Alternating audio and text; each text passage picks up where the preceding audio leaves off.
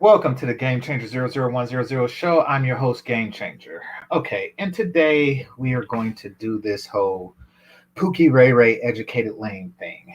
Now, I really rarely do shit like this, even though that's been the topic of the week.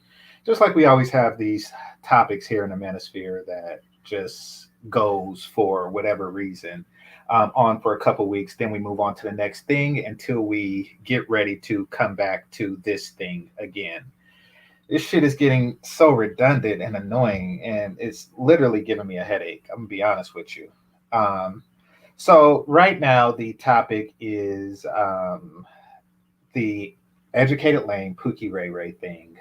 Again, we are talking about it again, and I don't even like to have this conversation. I never really do. But the conversation is being had about me, apparently, behind my back. They want to reinforce the reclusive, lame stereotype that's being thrust upon educated men. Like Alan Roger Curry, for example. But that's neither here nor there. They okay.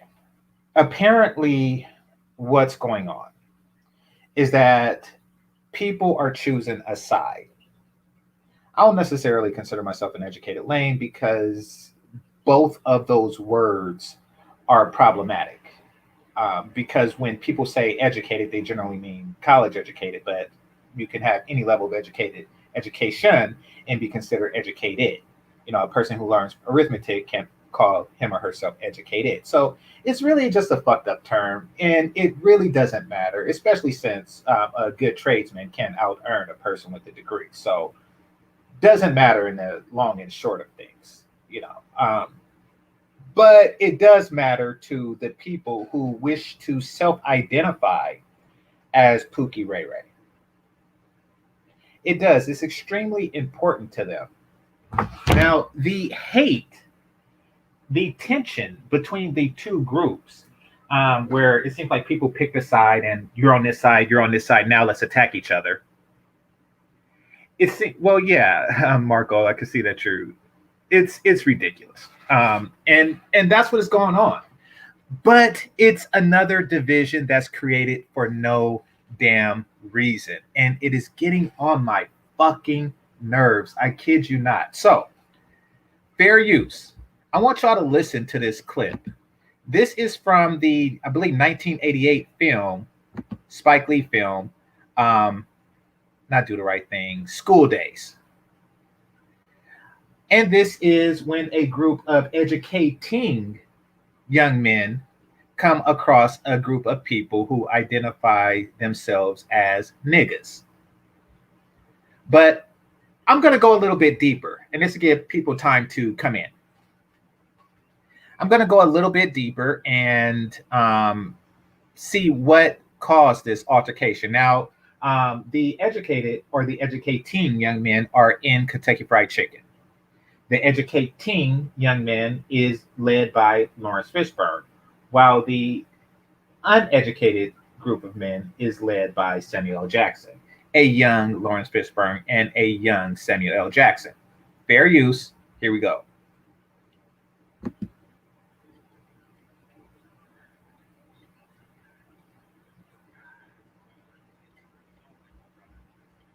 Why is it so low? My bad. I'm getting this off YouTube. This is my first time hearing it off YouTube itself. So, oh, that's why. Okay. Why'd you ask? Yo, get that $30 back next week, man. Look, you got your salt down there? Okay, so one of the educating guys is looking for salt.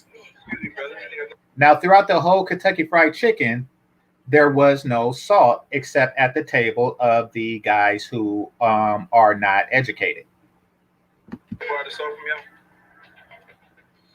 When you finished?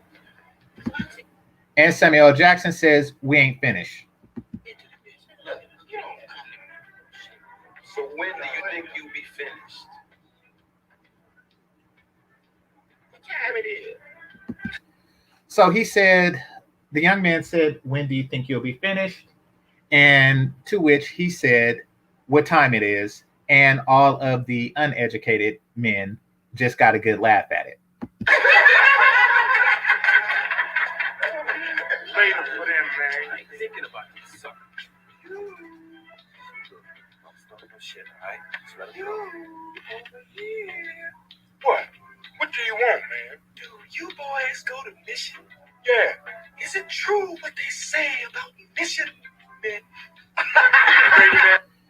And that was Samuel L. Jackson insinuating that because they go to Mission College, that they are homosexual. Very strange. Came out of nowhere, but you know, that is what's going. Let's see. If you're paying for holes, then you must know your role. Okay. Shout out to Naima Buckner, I guess. No. Let's go. Hey, fuck him. We got money. Yeah, I know. Okay, so just so you know, the educated guys or the educating guys didn't really start the shit. They were sitting down eating chicken and wanted some salt. Let's go. Come on. Nah, man, I ain't finished eating my chicken yet, man. Hey, yo, why we gotta put them suckers, man? Dap, hold up. Yo, Dap, man. Yo, Dap, chill for me, Squash man. it. Hey, yo, Dap, come on, man. Don't do that. Squash Dap, it. please. Yo, missionary. The Jerry girl is popping Get shit. your nets. Ready for the world is popping shit. Come on. Nah, what's up with that? Yeah, brother, what do you want? You ain't no kid to me. That's right, we ain't your brothers. How come you college motherfuckers think y'all run everything? Hey, you still proud, man? Now, this is something that's common, and this is how the shit gets started. I notice this every time this whole Educated Lane versus Pookie Ray Ray shit comes up, right? They always assume that they know what the other side is thinking. Why you college punk always thinking, like, when the fuck where do you get off thinking you know what somebody's thinking? Big problems. I heard that. You come downtown year after year and take over. We was born here, gonna be here, and gonna die here, and can't find jobs because of you. Yeah. Can we go? Okay, can we just I mean, go? we may not have your education, but we ain't dirt neither, and ain't nobody said all of that, all right? You Mission Punk's always talking down to us. Now, you see, even if nobody is talking down on them or talking down to them or anything like that, then they still say something like, you Mission Punks are always talking down on us. Really? Because you just called them gay for going to college. What did they say about you? Look, brother, I'm real sorry that you feel that way, okay? I'm really sorry about that. Are you black? Take a look in the mirror, man. Look, man, you got a legitimate beef, all right? But it ain't with us, okay? Fair use, niggas. Black. Hey, look, man, don't ever question the fact whether I'm black. In fact, I was gonna ask your country, Bama ass, why you got them drip chemicals in your head. Right, goddamn it. And then come out in public. So now, after being provoked, Lawrence Fishburne finally shot back. Why you got them drip chemicals in your head? Then come out in public with a shower cap. Keep in mind that these dudes was not thinking about them. They were thinking about salt and Kentucky Fried Chicken.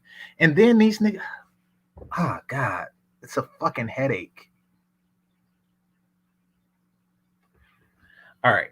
With a shower cap on your head. Like a fucking bitch. Who you calling a bitch, bitch? Well, if the shoe fit. Now, I bet you niggas do think y'all white. There you go. That's Samuel L. Jackson, of course. I bet you niggas do think y'all white. This argument, look, this is a 1988 movie, and this is the same argument we're having right now. St. Cloud, this is from the movie School Daze. This is the same argument we having right now in the exact same way. You niggas gay, you niggas white, you niggas looking down on us, you niggas this, you niggas that. It's like, what the fuck? I swear, we do. here's what's going on. And this is an observation from how these conversations go. Guys like these spend an abnormal amount of time thinking about, the quote unquote educated lames, while the educated lames spend no time thinking about these niggas until they say something about salt.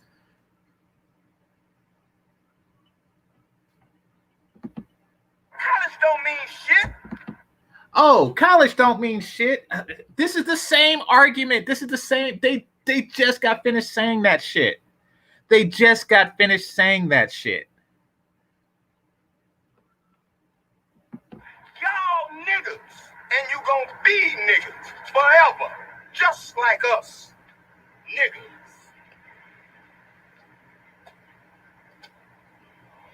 You're not niggas.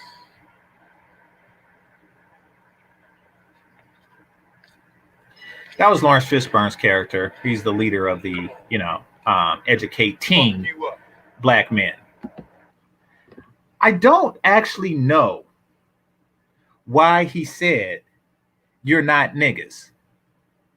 Because clearly they are. Clearly they are niggas. Walk like a nigga, talk like a nigga, dress like a nigga, wear a shower cap like a nigga. And most importantly, start shit and try to shame somebody.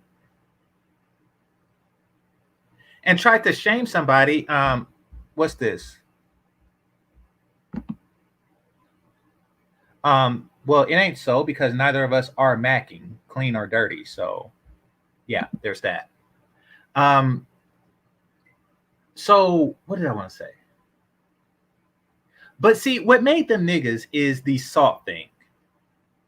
Just causing general discord for no apparent reason whatsoever. Hold on one second.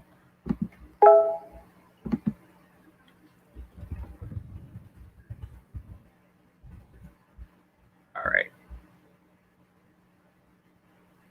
Which is what niggas do. They just stir up the pot, poke the nest, do whatever and shit. That's some very niggerish thing to do. Now, y'all talking about something in the chat room. Appreciate you, Naima Buckner. What is this whole everybody pays thing? I got a feeling that's a conversation you're having with Marco, and because that's his philosophy, everybody pays. So, and yeah, I mean, especially if you consider time as being a more valuable commodity than money, and dignity being a more valuable commodity than time, then yes, I would agree with that. So yeah, it seems like you agree to agree, but I appreciate the super chat, Naima. But that's how this educated lane Pookie Ray Ray thing is just like under the table. It's just like, because I swear when it's over, okay, Zone, when it's over between both sides, or when it appears to be over, the educated lane portion is not thinking about it. For the most part. I mean, I can only speak for, an individual educated person, but I most certainly don't have these conversations in circles that I frequent. I really don't have these type of conversations. But it keeps coming up, and it's always on their side. So when the whole thing went down between Kuda and I over the hammer situation, some guy named Laro, I think that's his name, just flat out said, "You think you better than me?" And then they had that whole, our education don't mean shit. It was this exact same argument. I was like, oh my fucking God. Oh my fucking God. Like, do I think I'm better than like a basketball player who went straight out of, who went from high school to the pros or anything? No, it's not a matter of that. I personally don't even think on those bases. Only y'all do. And it's funny that it's not even applying to like the truly exceptional people.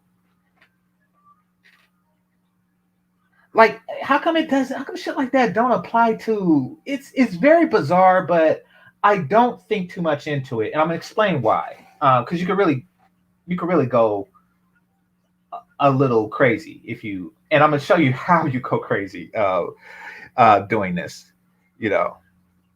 But I literally don't really think about it at all, ever.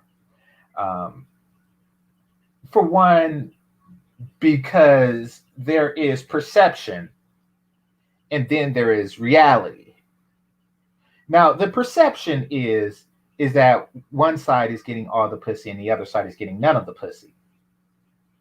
That is the perception. That doesn't really match up with reality. Not even close. But I understand that people want to keep that perception going. So, I mean, I don't have a dog in that fight. I mean, to each his own. People want to keep their illusions and delusions, and who am I to shatter them? So, I just leave it at that. All right. I appreciate the super sticker, Melody. Appreciate it a lot. Now, here's the reason why. Here, what the fuck? Who's doing this? Here's the reason why I don't go too deep into it. Okay. Have a chat. All right. See you later, Zone. Talk to you later, man. All right, Zone hit me in the back. All right, here's the thing. And the Count of Monte Cristo, and I didn't read the book, at least not in my adulthood. So, but I did see the movie. And basically, for those of you who don't know, it's about a man who was falsely accused and condemned to prison at a private prison type deal, and he escaped. He escaped, and through chance and circumstances, he became very wealthy, and he pretended to be a count. A count is in the royalty, or the hierarchy of things. I think it goes king, duke, count. A count would mean that you are the lord of a county, and we all know what counties are.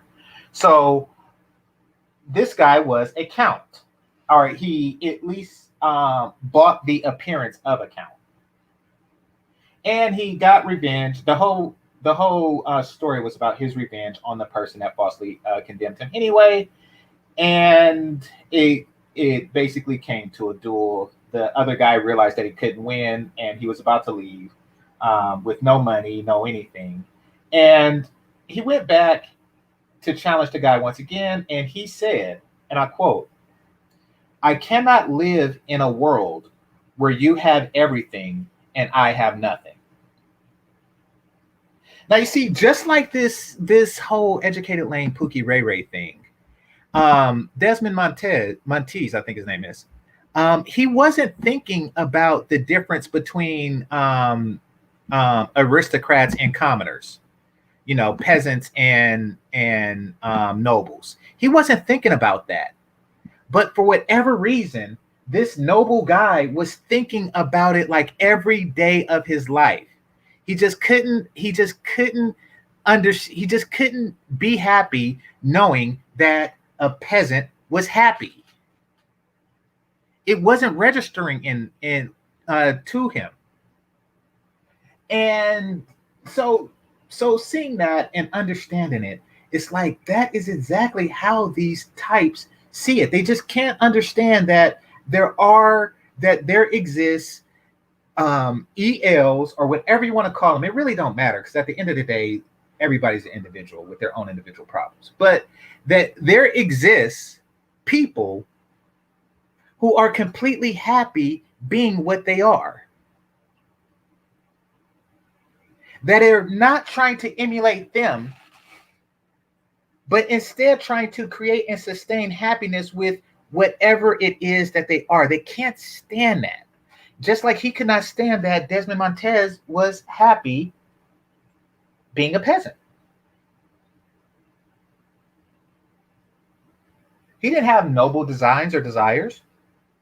He was content being what he is and what he was destined to become. Just as I have found content in being a nerd.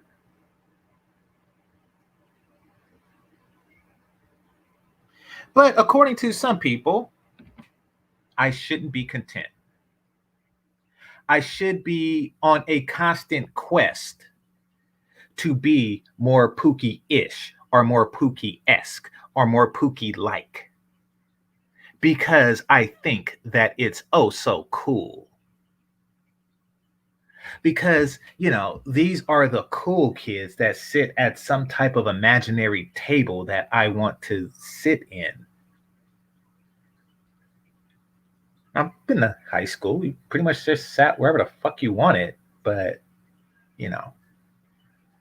that's here nor there. I mean, but even if there was some type of, enforced social hierarchy that went along with high school, who in the fuck cares? What's going on, Grinch? Who in the fuck cares? That's fucking high school. You on some Al Bundy shit. You are on some Al Bundy shit right now. Like I scored I scored 4 touchdowns for Polk High. Who in the fuck gives a shit? So now we know where this whole debate is coming from.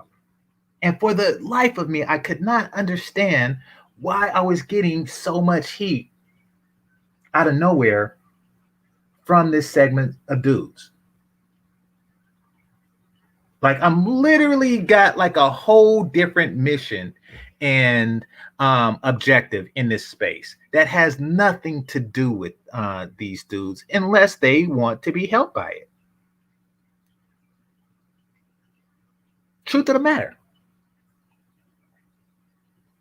So recently I've been accused of riding in on a white horse for Jessica. And I'm like, when is this Jessica shit going to end? And to be perfectly honest, I never knew how it began. Like I never really seen a different, well, until like the April 1st thing and the events that led to it. I really didn't see Jessica as much different than the other women in this space. And that's primarily because, well, to be perfectly honest, I am suspicious of okay, here's the thing. I almost completely ignore pictures. And that's because of the reasons that I showed you on my other channel. How these chicks, they put on the makeup and shit like that, and they just paint like a whole new face on their fucking face and shit, and then they go in front of the camera and they're like cheese, and then you go on a dating site and you just think you get this, and then but really after she showers it looks like something else. And so I can't really get excited. I don't online date, and I don't really, I would much prefer see it. I could get excited over something I see in person. But what I noticed was that other dudes was thinking about these pictures a lot more than me. And they assumed that my every action was in response to her fucking photograph that I literally don't give a shit about, to be perfectly honest. And this isn't a shot at Jessica, but I'm just not like a ooh, look at the photograph person type person. No, don't get me wrong. I mean, like if this was 5 years ago, it would be a different story, and not just not really on her photograph, but just in general. Like I just changed my outlook on photographs ever since my cousin showed me a couple of these makeup tutorials, and then they show like before and afters, and I showed y'all the same thing on my channel, and I'm like, look, this is what the fuck they can do, and this is just the makeup. This isn't even like the filters and all the shit, and then like taking 50 pictures and posting one. It's like, look, fuck all that. I would much rather see the person and before I can rightly give credit for the looks. But for whatever reason, I've been accused of simping. And I'm like, okay, you know something, I can't prove a negative. Meaning, once somebody, yeah, bitchcraft, J Arts, once somebody accuses you of something like simping, it's impossible to prove that you're not one. So it's just like, okay, fuck it. Like, what do you say to some shit like that? Like, how do you prove to somebody that you're not simping? You know, like, I've never made a pass and I've never showed romantic interest in her, but I'm simping. And, you know, if you say I'm not simping, they'll say that's exactly what a simp would say. So I'm like, okay. So I just let the shit go. This happened months ago on Bernard Riley's channel. But then here it is 2 months later. And because this is a new attack from the quote unquote Pookie Ray Ray clan on the Educated Lame clan, they want to dig up the past and re-accuse, remake these simping accusations. So what I did was I looked up the original video where I was first accused of this and where they are accusing me of being a white knight for Jessica X. Now, here. And I'll put the link in the chat room with the timestamp. All right. So we've heard the fake news. Now let's see what actually happened. And of course, I'm going to play it. I'm going to, because it's about 40 minutes long, I will actually, let me put the link out there now. Actually, before I get started, let me see what people have to say. So I'll put the link out there now and go from there. And then I'll play the snippet.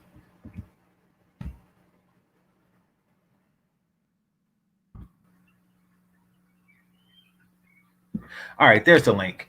I'm gonna give me some water and I'm gonna get some aspirin. I'll be right back. I got a headache and it's not related to this YouTube shit. I just think I had I don't know, maybe something on the flight or something. So I'll be right back.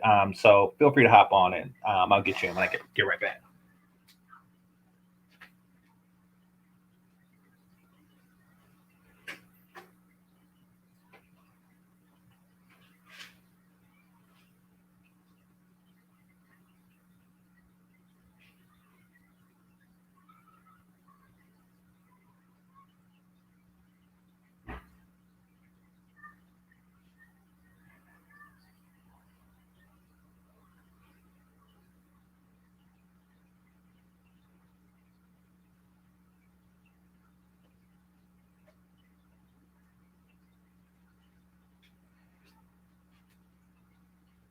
All right, I'm back. All right, seems like nobody wants to hop on the panel, so I'll just go with this then.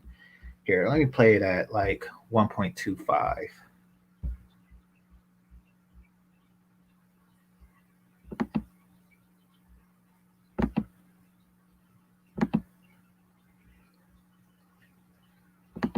All right.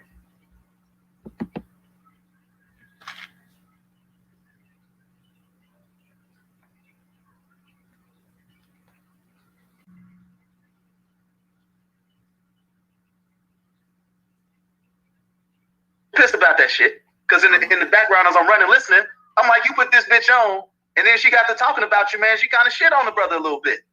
I'll be honest with you, right? When she. Okay, so that's Keith Lamont, right? Keith Lamont is referring to a video that he got from, or that he heard from Ty City, where Ty City played something that happened months prior. Okay, so for those of you who don't know, Jessica and I didn't get along when it first came out because it was a couple of things, really. I was attacking some of the fellas for the way they were, ironically, simping over her voice. This was before she even had a picture. Because I just did a stream about level 2 BFF and they were on Fantastics, like niggas haven't heard a thing. So I was upset about that.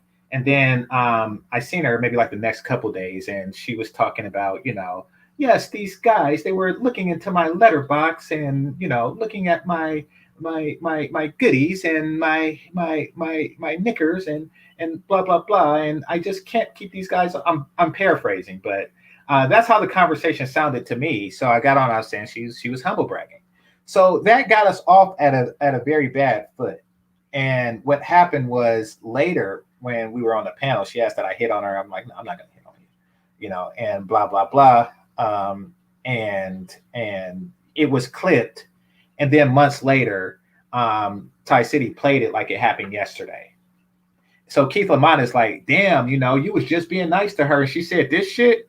It's like, nah, this is not recent, but shout out to Keith Lamont. She basically was calling you awkward and all kind of some disrespectful shit, right? And then so I would see why you would say that you lost your taste, but it don't seem like she's feeling you like that. So I mean, like I said, initially, I did see some physical attraction in her. Like I'm pretty sure. But what I'm saying is, what the fellas are saying is they notice how your fucking stance changes because you want to fuck. Okay, and there we go again. There we go with the accusation, and so the narrative that was painted after that Ty City video was that this is a chick that's constantly disrespecting me, and I'm constantly trying to fuck her. That was the impression that everybody was left with, and I guess it was my job to prove it otherwise. It's really not, and don't give a shit. But damn, this was months ago, and they're still trying to create this same narrative. All right, let's see. Counselor Murray, I'm a high value educated pookie. No one wants to claim me. Okay. I mean, I'm not really, I don't know if I can, really help with that. I appreciate the Cash App, but I mean, my suggestion, if I could make one, and I'm not really qualified to do so, would be to don't put yourself in a category. Just offer yourself. Don't offer, because you say, I am these things, educated pookie. That's my category. That's what I'm going to lead with, and a woman should want you for your education or completeness, but she should really want you for you. There's more to you than either of those things, I'm sure. I hope. All right. Oh, before we get started too far, what's going on, Melody? What's going on, Jessica? Hey, what's going on? Nothing much. What's on your mind, Melody? I'm just up here to show support. Oh, okay. I appreciate you. All right. So, what's going on, Marco? What's going on, GameChanger? Nothing much. What's up, Tuna? What's up, Salmon? Hey, I just want to say, for the record, that 18 to 24, I would have fucked the tuna and the salmon. That's all. But now they're expired. So, I just want to get on the record on. I would have hit him, Holmes. I would have hit him. So, whatever. So Marco, maybe you can answer this question for me. Because as a guy, does wanting to fuck a woman make you a simp? No, it makes you a heterosexual man. Okay. Just making sure. So I don't know about the simp stuff, but again, it's natural. So again, if they're good looking and 18 to 24, I'm fucking. So there you go. Yeah, well, you met Jessica when she was 24. You should have hurried up. No, I didn't meet her. I did not meet her. There was a picture. Yeah. Again, that person in the picture, 18 to 24. If she looks something like that, I would have definitely fucked. Same thing with the salmon. 18 to 24. Looks anything like a picture, I'm hitting straight up. That's all. Okay. Fair enough. Carry on, fellas. Okay. Peace. Direct in. Peace, Marco. Direct in. I appreciate the super sticker. Okay, so Jessica, did you have something you want to add? Because it's primarily about you. So, hello? Okay. So once again, I appreciate the super sticker direct in. All right. And let's continue. Do you hear me? Chick, that's what. Yeah. Okay, I'm here. I'm here. Okay. Okay. Did you have something you want to add, or are you just here to listen and show support? I'll add in as we go. Yeah. Okay. Fair enough. But Capen No, is. my scope didn't change. What are you talking about? See, that's my point. I mean, and that's what I'm saying. That assumption exists because of her society. It's not an assumption, brother. I'm your boy. I'm telling you, this is what I'm saying. And so when I see other brothers saying the same thing, Pete, could you speak now? Can I defend I myself? mean, I haven't really spoken a lot, brother, but you know, go ahead. It's an accusation that I would like to defend myself against. Thank you. So he says, when I hear other brothers saying the same thing. So it's like, okay. When he's talking about other brothers, he's talking about Thai City. And he's like, oh, yes, there must be some validity to what is said because another brother said it. So basically, this is an example of somebody taking a narrative and just running with it. All right. Now, when she first came on, it was nothing but hostility between the two of us. And that was in spite of, I told you, that, yeah, I seen her picture and she's somebody that, I wouldn't turn away from my bed. But in spite of that, when she came on Fantastic, I got on checking her about her humble bragging and shit like that. I spent hours on my stream and you were there when I was talking about the British lady and I was calling her Mrs. Doubtfire and shit. I do remember that. I give you that point. I'm not saying you didn't give her any. Hold on.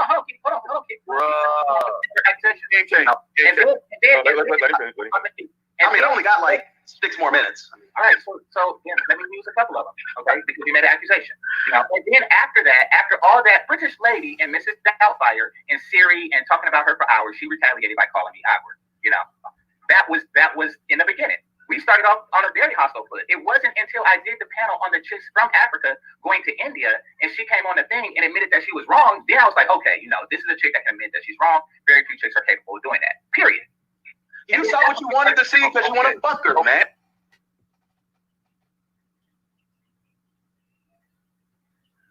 I remember, so I'm reading Thai City's comment that's highlighted. It says, I remember what these bitches was saying before they started repeating the Manosphere.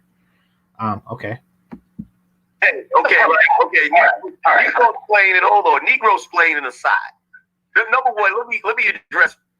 Once again, I fell into the trap of trying to prove a negative.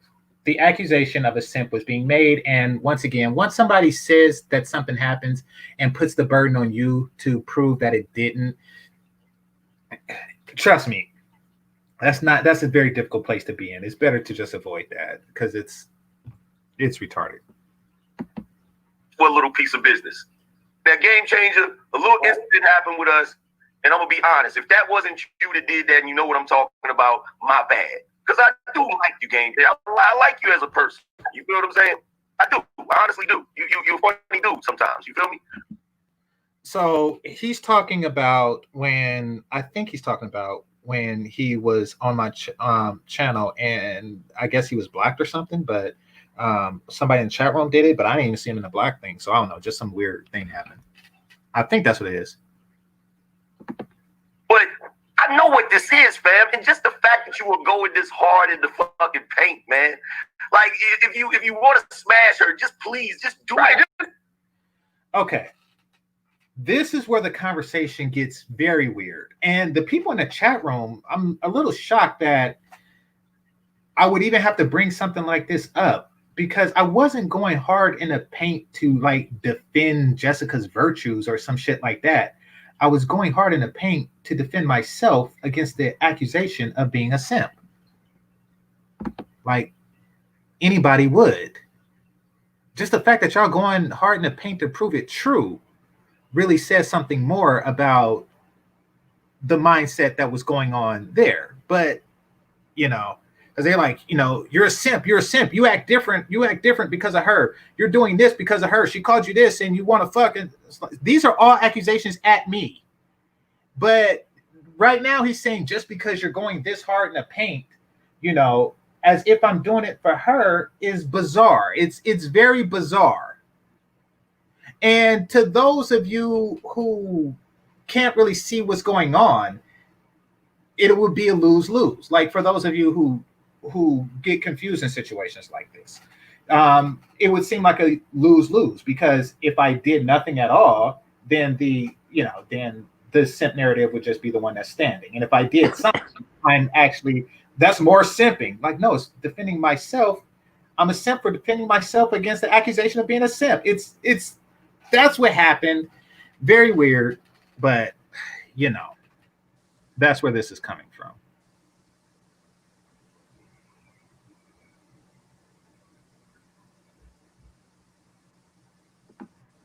All right. Azen says for the cleanest writing.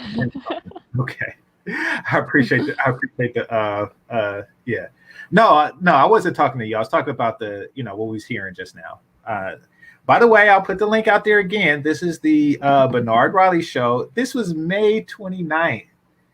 So June 29th, July 29th, and now we're in the middle of August. This was almost 3 months ago. But basically, this is some shit where out of nowhere, a dude is saying, "Hey, remember 3 months ago? He just came in riding on a white horse to defend himself against me calling him a simp. Only a simp would do that." Like, what the fuck? I'm telling you, this y'all see why I avoid these conversations. I shit you not. Okay. Demetrius, what's it? Parham. Let's see. A better example was when Ty City and Jessica X were beefing on his channel. She left that stream, and you started a one-on-one with her on the stream. Okay, fair enough. Yeah. The reason I was just going to say the reason that I had to do that was because he blocked me. So me going up there, I'm obviously not going to be able to say what I have to say. Mm-hmm. I'm just going to be talked over, muted, or kicked off the panel. So why would I stay there? And at that point, I didn't have a channel, so I couldn't even give my side out. But he got to give his side. It's only right that I have a reply. But you know something? A better example than that would be the one that I did for none other than Keith Lamont. Hold on, it's on my channel. Let me look it up. This is the one where Steve the Dean Williams kicked Keith Lamont off of O'Shea's panel. And I immediately did the exact same thing for Keith Lamont. Is it because I want to fuck him too? You see, when somebody wants to believe something, everything they think and everything that they refer back to is only to simply reinforce that belief. This comment is a prime example of that. But let's continue. You want to smash, nigga? We get it. Like, God. Oh God. Why does it happen? Now that's Keith again. Just say you want to smash, nigga. Why is that like a bad thing? Like, Marco just came up and said the same thing. Like, so every time, how about this? Every time I have heartburn, indigestion, upset stomach, diarrhea, I want to pour a bottle of Pepto-Bismol on Jessica X and Melody's titties and drink it from the hole that comes between those four titties. Now, would that make a person a simp? What the fuck is wrong with? All right, just admit it. Just admit it. Like it's something to be ashamed of. Like it's something to fucking be ashamed of. Just admit it. Just admit it. You have had heterosexual male desires for somebody who might be attractive. Just admit it. The fuck? They sound like a fucking like they're accusing priests of looking at boys or some shit. Just admit it. I mean, all right, I'm gonna pause for a second. Is that what the space is coming to? Like, are we that group of people? Because if this is true, if we are the group of people that have so much hatred that we would deny physical attraction to a potentially attractive woman, then we are everything that these chicks say we are. Just a bunch of bitter niggas, who complain about pussy and women.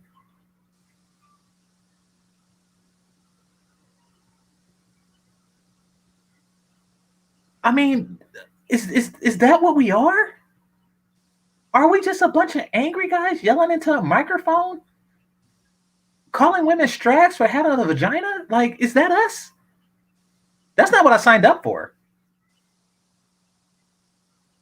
I signed up to reestablish this shit. I signed up to reestablish Black relationships under a patriarchal setting, period. And guess what? These relationships starts with a man being attracted to a woman. Admit it. Admit it. You was attracted to a female. Like, what the fuck?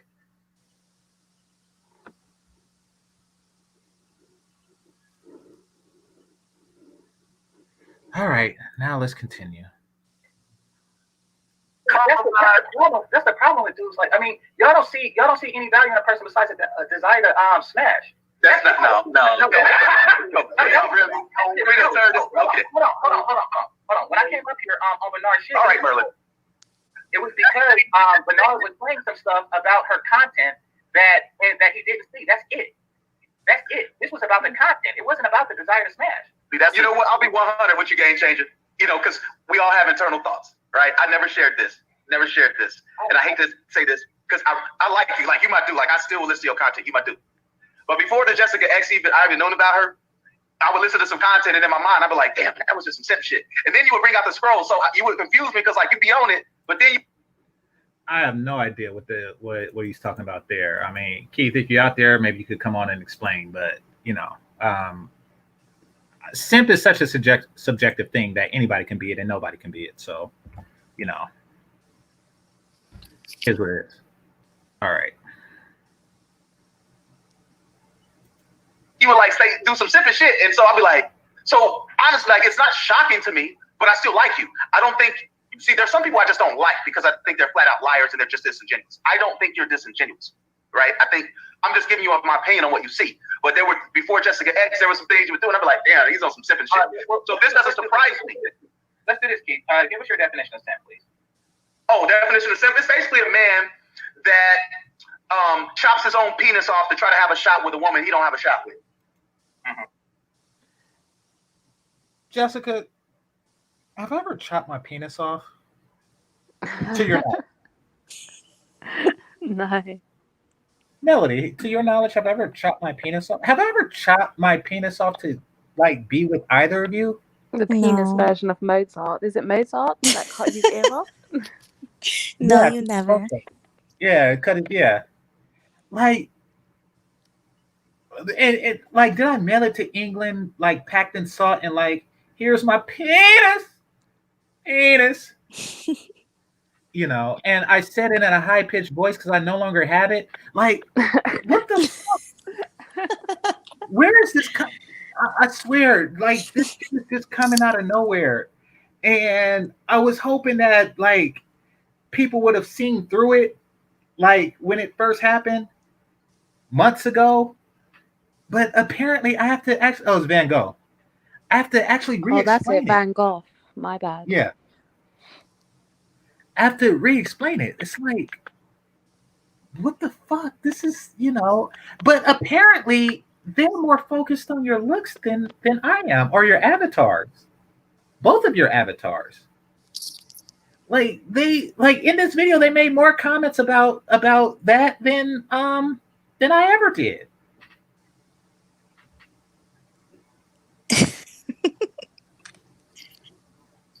I don't even know what to say. So prior to Jessica X, I was chopping my penis off to have a shot. I'm saying that you roll out a lot of red carpet, and then anytime she gets in the hot water, you come and say, anytime she get in the hot seat. So I roll out a lot of red carpet or a lot of crimson carpet. Oops. My mistake. Let me continue. Just like today, we were in the chat.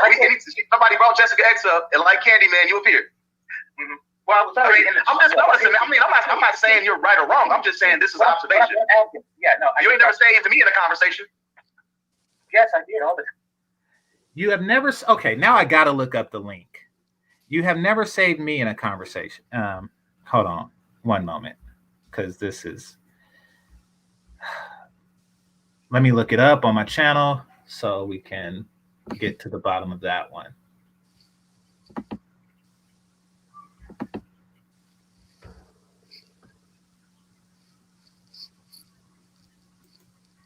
All right. Here, I'll play it while I'm looking it up. Hi, Keith. I never need saving. No.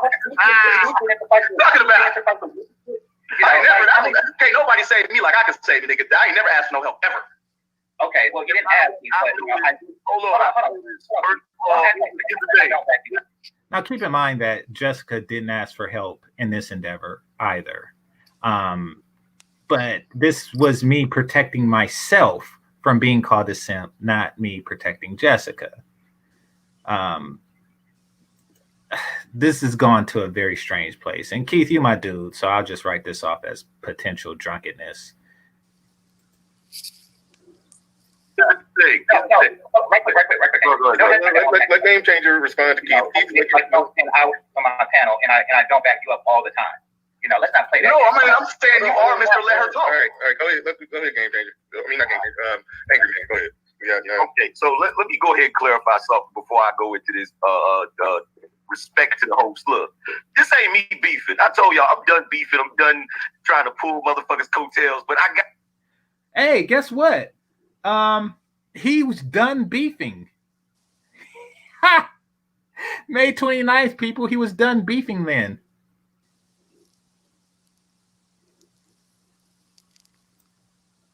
Gotta point this shit out, man. Number one, I've seen her do numerous fucking things that lets me know what it is with her. That she's not gonna reveal it yet because she's better at the game than most. But it's coming. I'm telling you, coming, baby. It's coming. And you know what, Angry Man? That's the thing. Like, ain't nobody trying to. What's coming? This was months ago. Did something? Jessica, are you heralding the apocalypse? Like right about now? Like, what's coming? Like, so 3 months from this day. So, like, on August 29th, is something going to happen? Like, are you just waiting to do something? And, okay, this is a very weird conversation when you look at it in the past. From no bitch in space. I'll tell you right now, the first whiff I get of some fuck shit, I'll be the first one to chop a motherfucker's head off. You understand? But my whole thing is that why is niggas so fucking uptight just because it's a chick spitting the same type of information? Because a lot of dudes know that she's regurgitating shit that was all. Look, she came onto my channel and I asked her. Okay, Smooth, that was an excellent point. That was an excellent point. Why are y'all so upset? Like, it was weird that they found every reason to get angry. You know, like at worst, she's redundant. At the absolute worst. And it's like, is that really a reason to go off?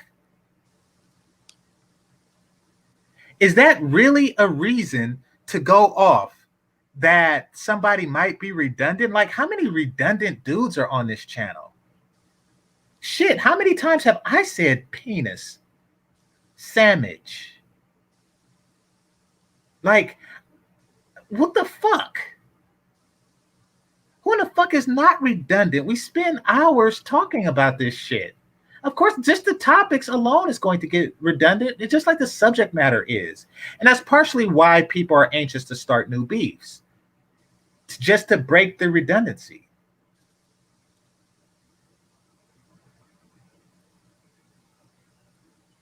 Period.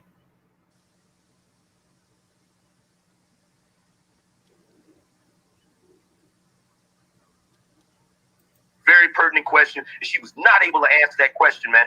I said, yo, what was the reason you came to the Manosphere, right? And she was like, to actually get more understanding of men or something like that. And I said, well, what have you learned since you've been here? She wasn't able to answer that fucking question. She kept going back into shit about feminism and shit like that. I said, what deeper understanding do you have about men that you didn't have before you came here? She couldn't answer that question, man.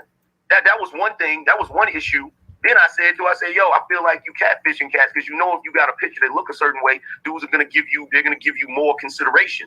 And I was like, cam up. She's like, no, I don't want to cam up because I don't want everybody to, blah, blah, blah, whatever. So Kendra suggested something. So I was like, I tell you what, you can cam up and I won't have that on the screen where everybody else can see it. And I'll just see you and I can tell everybody, yeah, it's really her. And she was like, well, nah, I don't want to do that either. And then she was like, well, I'll email you. And then when she emailed me, I was like, well, do you have an Instagram? She's like, no, I just got Facebook, but that's all my personal information. I don't want to show that. I was like, okay, cool. I said, well, I tell you what, just shoot me a picture with just write something on the picture so that I know that's the current picture. And I'll delete the picture and I'll let everybody know that's really you. Because I truly believe you catfishing. And she was like, okay, I'll send you the picture. And she never did. And I haven't really pressed the issue because if she don't, she don't. But the point that was trying to be made is that, yeah, I think you catfishing cats. That's just my personal opinion. And I feel like a lot of chicks come into this sector and they do that. They go find some picture of some chick that's cute or whatever. And then they come in and then dudes will let them get away with it. So, Jessica, if this is your real picture, then he believes you're cute. All right. So the link I just put in the chat room is of a video called Silent Lamont. Steve the Dean is a fake pickup artist. This is me coming to his rescue because he doesn't have a channel, or he didn't at this time, when Steve the Dean kicked him off. But doing the same thing for someone else makes me a simp. This is America. All right, so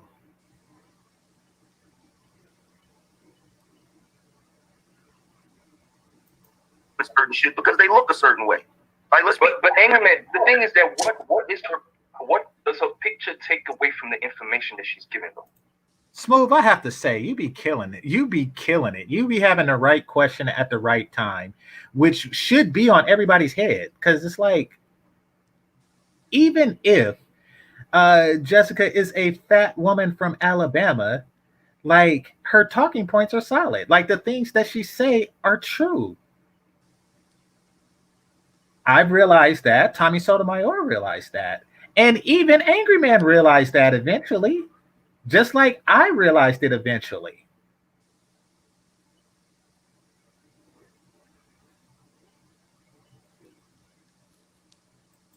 It's not. Yeah, I heard a lot of information. That was my opinion. It was a lot of information.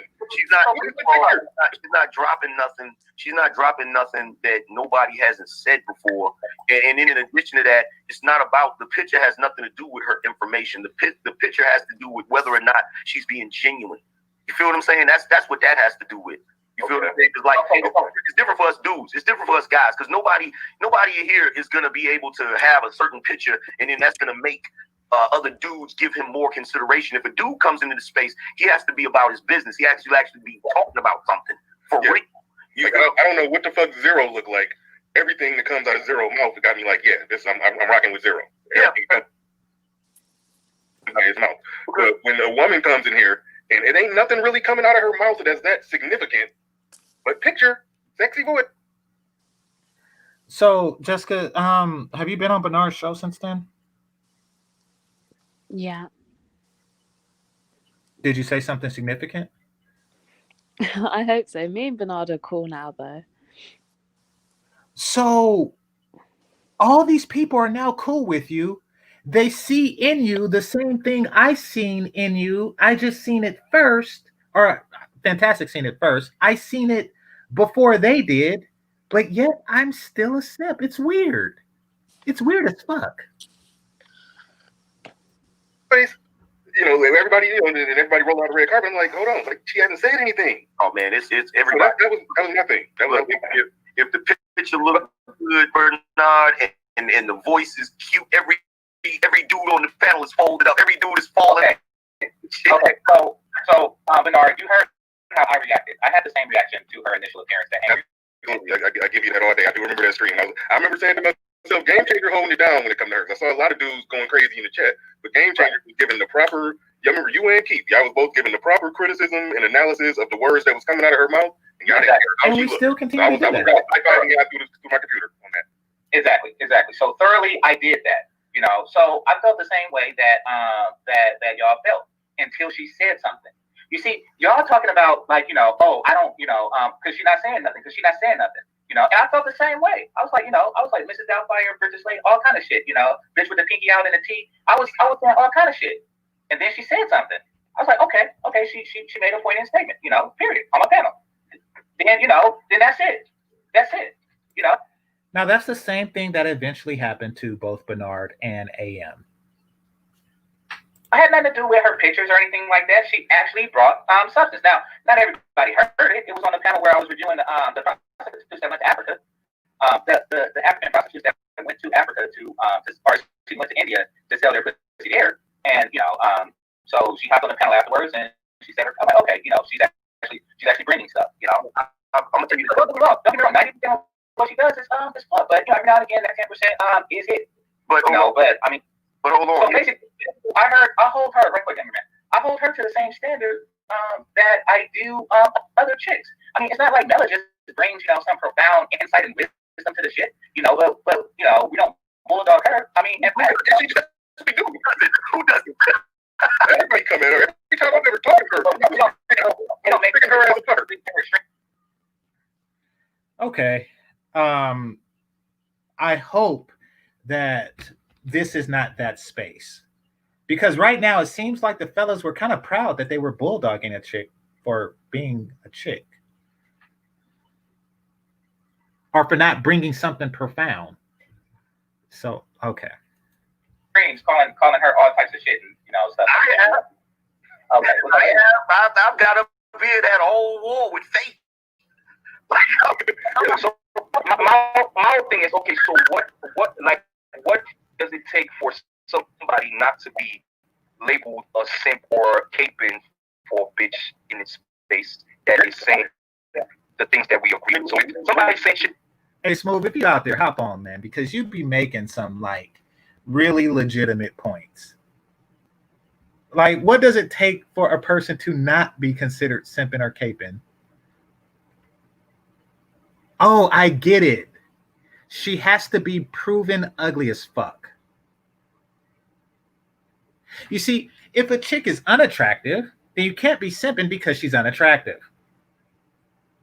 And we know that she's unattractive. Therefore, you're not simping. But you are simping. You're just simping for less. But I'm gonna get out of there. Let's continue. That we agree with. And somebody don't like her because of her. I can answer that question.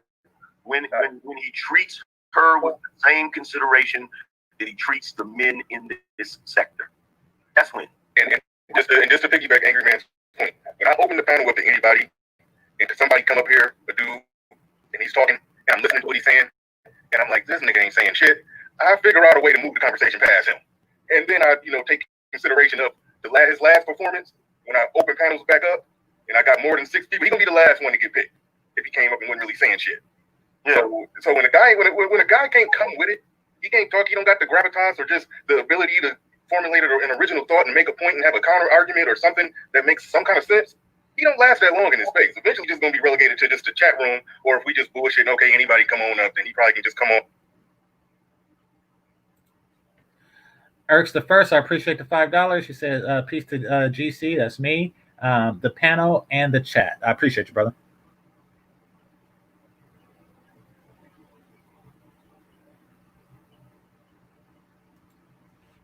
On up, but you know them dudes that, you know, the numbers drop a little bit down if you let them speak for more than 2 minutes. You know, no dude can serve. Wait a minute. Third World Columbia is in this chat room, not the one I'm looking at, but this past one saying lies. GC, you ain't checking no bitches on your panels. And then he does the confused look. Where's the okay? This is a very weird ass nigga to say some shit like this. Where is the lie? Like, Because, correct me if I'm wrong, but did I not just say I don't bulldog Mela either? So a lie would be if I stated that I bulldog her and I don't, and then it would be a lie because I don't check any bitches on my panel. Like, what the fuck? What the fuck? Survive in this space on these panels if he ain't got shit to say. So that is, I think that's Angry Man's point, that a woman could not have shit to say, but if the voice is sexy and the picture is cute, she's going to get she's going to get preference. Yeah. Okay, well, okay, so what they're referring to is the halo effect, and that exists. That's just not this case. And I'm stuck with the task of trying to prove that it's not the case to the 700 views that later came about. Preference until she had something to say is what I'm stating, Bernard. As I said with the African prostitutes in India video, she didn't get the preference, and she was backburner until she had something poignant to say. Okay, well, here's the thing, because you made a clock strategy. You made a. I want y'all to listen close to this part. Argument for her, but I've never heard her say. Oh, this is what I've heard Jessica X in particular do. This is why she stands out from the other ones like Mila, whatever her name is, and Faith and all of them. The only reason she stands out is because she uses the word salad with a British accent on it. And it's a lovely British accent. And that's what's fooling you. Because once again, I started off just like you, condemning brothers who I felt fell for the accent. And then later, just like you, I come to realize that it was more substance to her than the accent. Well, that's what I think. Well, once again, Angry Man, I seen the picture, I heard the accent, and I went in hard on her. She said something pertinent and insightful, and then I stopped. And you fell in love. I get it. She went 1 out of 10.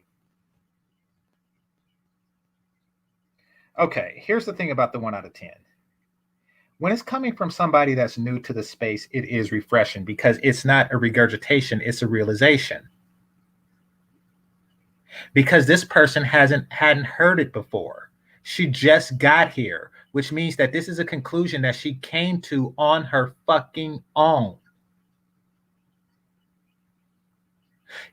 Kind of like when your kid says dada.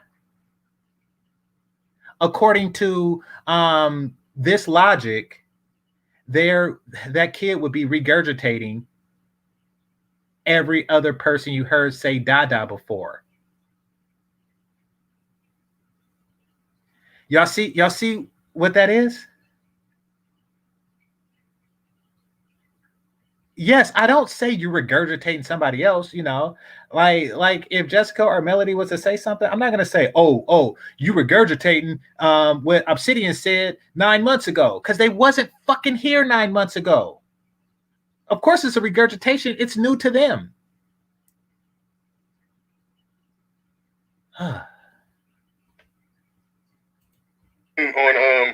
On meaningful statements and No. See, here's the thing. I didn't fall in love with her. See, the thing is my initial attacks, I come to realize that I never really talked to her without attacking her. And so I never actually listened to what she had to say. I don't know what it is, because all I hear is niggas being hung up on the picture and the accent. Maybe because I lived in London, the accent is not really special to me at all. And it's 1,000 chicks in London that look like Jessica. But what you got to move is that accent is special to Americans, especially when it comes from a lovely voice. Like, I'm telling you some good shit. It's what you dudes in America. Okay, so far, Jessica, you have been called cute, and you have a lovely voice. Now, apparently, but this isn't projection or anything, He's just assuming that I feel this way about your appearance and your voice, and my reaction, which is the same as his present reaction, is due to your cute picture and lovely voice. What the fuck is this? This is like projection 102.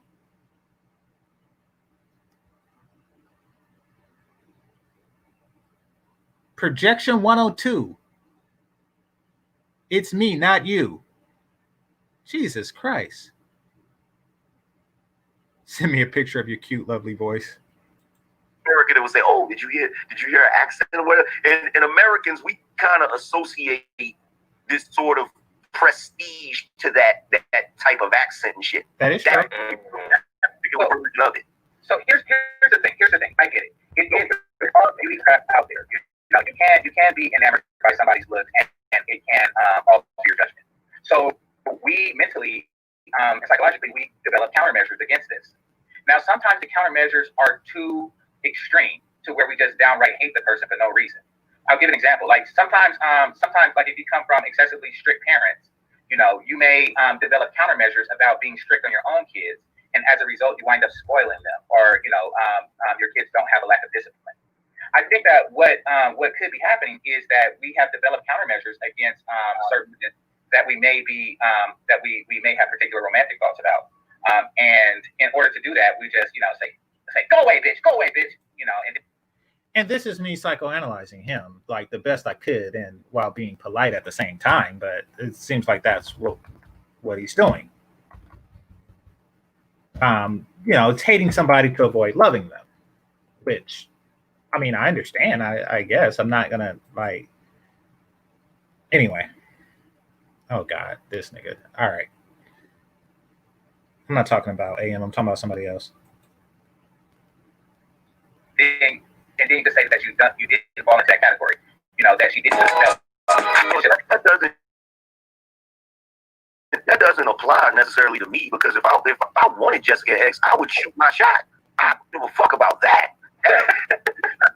You feel me? Even Obsidian, though, was on his show when there was a chick I wanted. I shot my shot, nigga.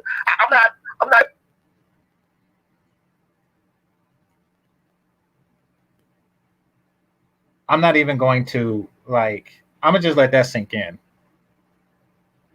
If I wanted Jessica X, I would have shot my shot. I don't want people that I think is cute and have a lovely voice.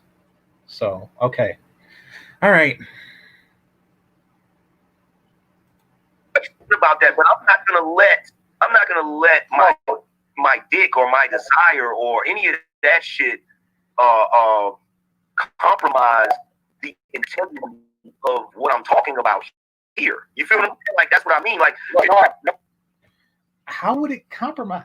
How is it compromising the integrity? Okay, I think I asked that on this show. So, or am I though? Okay, can you honestly say, GameChanger, that when Jessica X jumps on your panel for an extended period of time, can you honestly say that you're putting out the same level of content as you would if it was just you, or if it was you and a few fellas? The same level? I don't know. I mean, that would be a question of if she brings more or less to the conversation than fellas. Now, I will say that some people, man and woman, bring more or less to the table. But I mean, I put my link out there, and I get what I get. Yeah, I feel you, but my thing is this. You know what I'm saying? And like I said, I go back to it again. I can't tell y'all what to do with y'all respective platform. You feel what I'm saying? But what I've noticed is this, and when I don't have on my creator hat, when I'm just watching guys, this is what I've noticed. If I come to your channel, GameChanger, and a lot of times I'll come over there because a lot of times y'all be having interesting conversations. What I notice is if it's guys on the panel, the conversation will be delving into something really interesting, something really deep, and that involves a lot of moving parts, and y'all be fleshing it out. But whenever the chicks get up there, y'all be talking about fucking and goofy shit, and I'm not saying there's no space for that conversation somewhere in the like every time I'll be like, shit, let me go see who's with you. Okay, I want y'all to remember that thing I paused on because I wanted it to sink in for a second. Now that it's sunk in, why in the fuck are you dressed like Venom? All right, now that it's sunk in into your brain. By the way, in case it didn't sink in, the thing I wanted you to sink in was, if I was interested, I would shoot my shot. 5 minutes later. Why y'all talking about sex and shit? Yep. So you shoot your shot on Obsidian's show. Shoot your shot on Obsidian. You shoot your shot on Obsidian's show. And now it's like, why are you guys talking about sex and shit? This is, I can't make this up. I cannot make this up. Over there and y'all talking about who's, chicks following nothing. Like, come on, bruh. What? Like, come on, bruh. Like, what is this? No, like I right. No, I get it. I get what you're saying, man. So the conversation do drift to sex more often when there's females on. That's something that is not necessarily a Jessica thing, but that's just I noticed that with all women. But yeah, no, it does do that. I personally don't prefer it, but I get it, and it's bound to happen. I mean, especially when we talk about things like protecting yourself against women who will try to impregnate yourself with their sperm. And we talk about tactics that do that. And yeah, that is something of the sexual nature. That's the one that you were on, that you were responding to before. We were talking. Say it ain't so. Jessica, do you have a wrench on this channel? Jessica, are you there? Okay, she's gone. Because I do know that there's been people with penises that have been waiting for quite a long time. An extraordinarily long time. An extraordinarily long time. Melody, there are guys who have been waiting. All right. This isn't about that. But okay. We're talking about, look, protect your seeds, fellas, because women will take the shit out of the condom and stuff it in themselves. Like they will fit a baby into themselves in order to, so these are the measures. Now, so yeah, with women there that will delve into a sexual conversation, because it's slightly sexual, and that particular type of conversation is not, a messed up conversation. That's some shit dudes need to hear. But what I feel like when certain women come on the show, it's like they know sex is the male kryptonite. So when the conversation does delve into anything even close to sex, they get all fucking giggly and start bringing up little goofy shit. Like I heard the chick on there, she was like, yeah, I remember when I had sex with my boyfriend, he used to want to do it with the lights out so that he could sneak the condom off. And I'm like, come on, bro. Like, who wants to, really? So now she's in here charging up some random dude we don't even fucking know about some shit that supposedly could have possibly happened. And it's like, that ain't even got nothing to. Well, all of this is supposed. So, yeah. Moving on. Do with what the main topic of the conversation was. Okay. No, it didn't have anything to do with the main. But as you know, we always divert from the main, because the main of this was, the Black love industry. So, we always divert from the main.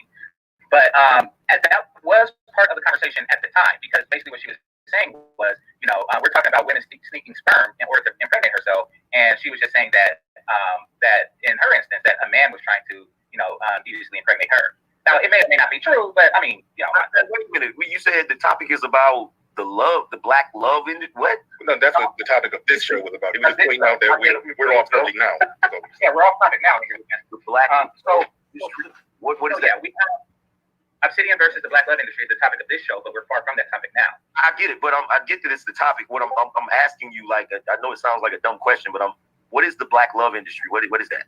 I'm assuming that that's everything from Steve Harvey, Derek Jackson, anybody who's selling books, making movies, modern day pimps, anything male or female that's selling anything that got anything to do with relationships. That's what Obsidian calls the black love industry. You mean the simp industry? Yeah. That's more or less what that is. Yeah, that's what we was originally talking about today. But yeah, we got all fire off on some other shit right now. That's interesting that dude's talking about having a conversation about women's sperm jacking, and the chick came up and said she basically made a men do it too argument when she talked about the condom coming off. See, it's like just bullshit in the air with that one. But I agree. I agree that okay. Here's the thing. Though it was on topic, I agree that it didn't really add the value that she was seeking to add to the conversation.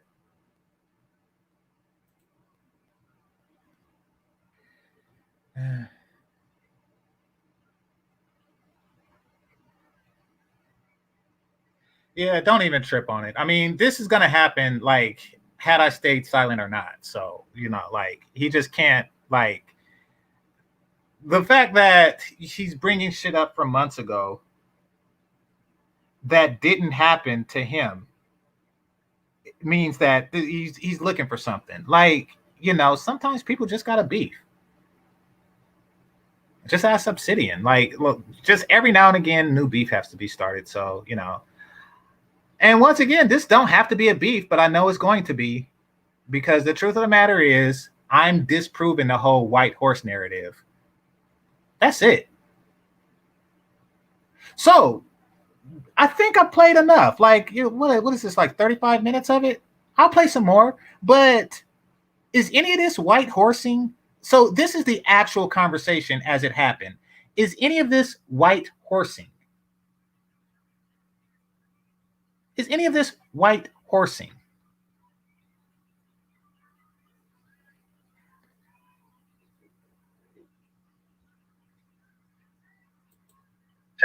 What I do think, I don't think that she was doing some, and I don't really know the shit that well, but from what I gathered from her, I don't think that she really was doing a men do it too thing. I think that she just wanted to be a part of the conversation, and she wanted to have something to add to feel like she was one of us.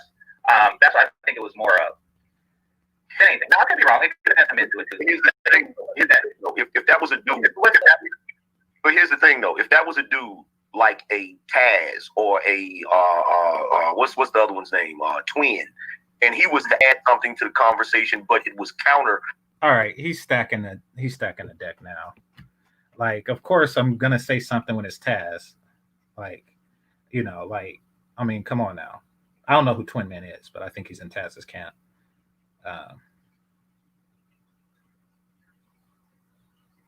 Okay, so Marco, appreciate the cash app. He says, glad you're hitting back now. You were reluctant. Yeah, exactly. That's the thing. Like, you know, you just try to just like, okay, I'm gonna just let this shit pass. I don't know what's going on with these niggas, but I'm gonna just let the shit pass and let it go. And the more you do, the more they just, you know, start beating their chest more.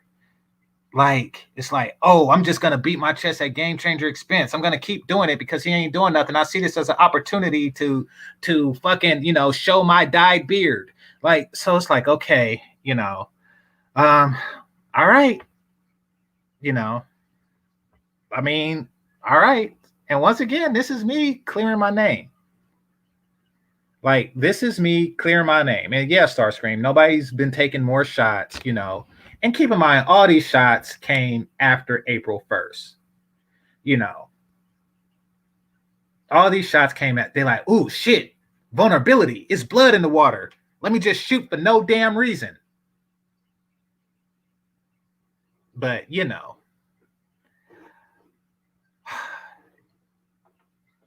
my fault for expecting men to behave honorably. All right, so to what the main topic is and the main purpose of the conversation was, you to dive dead in their ass about that shit. Yeah, just imagine that Twin Man would have hopped on the panel and be like, yeah, but you dudes could be turning the lights off so you can take your condom off and try to get a woman pregnant. Yeah, okay. But see, I wouldn't be doing that because they're dudes. I would be doing that because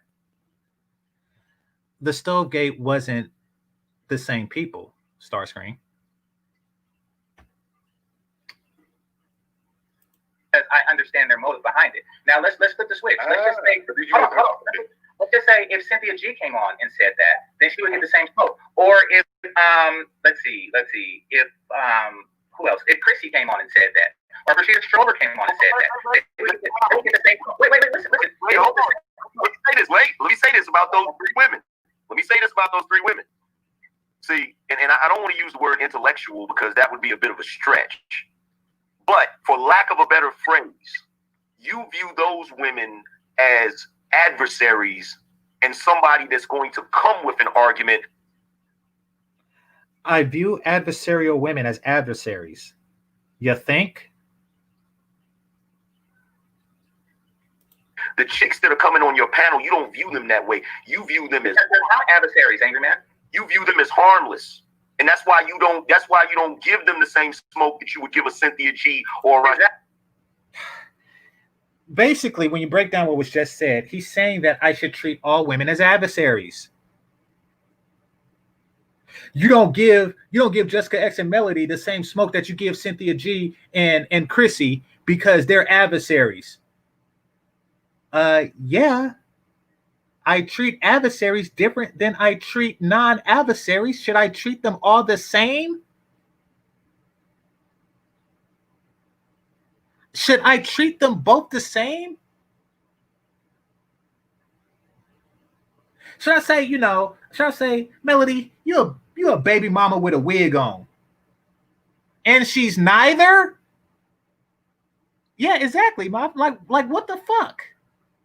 What the entire fuck?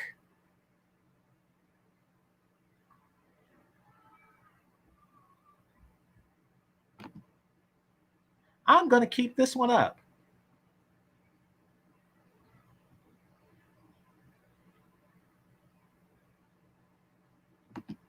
Exactly. And I also, so the analogy that you gave wasn't, you didn't just pick out random men, you picked out adversaries. Now, if Fantastic had said the same thing, then he's not an adversary.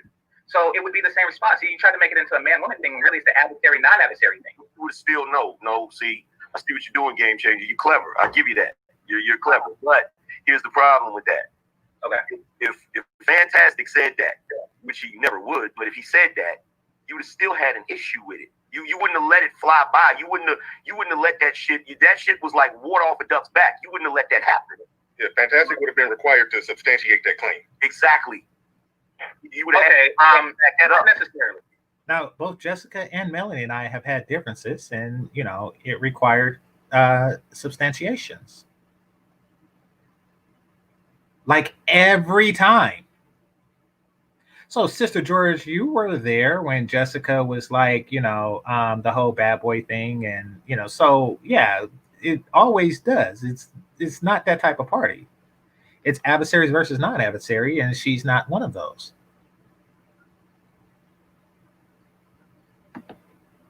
Not necessarily. Like, if you basically, the way I see it is, there probably do exist men who want to get a woman pregnant in order to sustain a relationship. I mean, now, of course, you can't speak on something from the first person being a man, but I mean, do that exist? Yeah.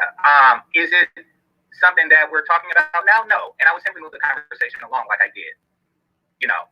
Yes, there exist guys out there like that, I'm sure. Don't really care. Let's move on about what women do to steal sperm from niggas. That's all. I mean, that's all that's required in that interaction. Listen, I have male adversaries and I have female adversaries. So that sigh that y'all heard was him coming to the realization. He's come to the realization that, this is not some simp shit. This is just standard male-female interaction with a woman that you do not have an adversarial relationship with, like you and the Crimson Woman. However, you just can't leave it there, can you? Let's see what happens. Adversaries. I mean, you think Jessica and do I hold punches on her? Fuck no.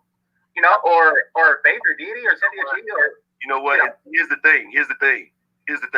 And if you want to be honest, you don't want to fuck Cynthia G, Chrissy, or motherfucking Rashida Trover. Mm-hmm. Or Crimson. You don't want okay, well, let's put it like this. Do I hold and yeah, maybe I might hate fuck Rashida Trover, but I don't hold punches. And no, that is not a misquote. Some people I would hate fuck. Hey, GC. What's up? What I tell you about them frauds, man? Oh yeah, we're gonna get into that. We definitely gonna get into that. All right.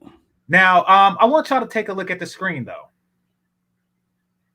Big King BJ called it. It's because Jessica and Melody are attractive. Be honest, bro. And just like he said, it's about you wanting to fuck them. that's not really material. I mean, like they're assuming that this affects my judgment and handling them. I mean, like I'm realistic in the sense that both Jessica and Melody are one's on the other side of the country and the other one is in the other side of the world. And it's just not that type of party. And I'm taken, and they're just it's wrong for. There are other attractive women between me and them. Let's put it like that.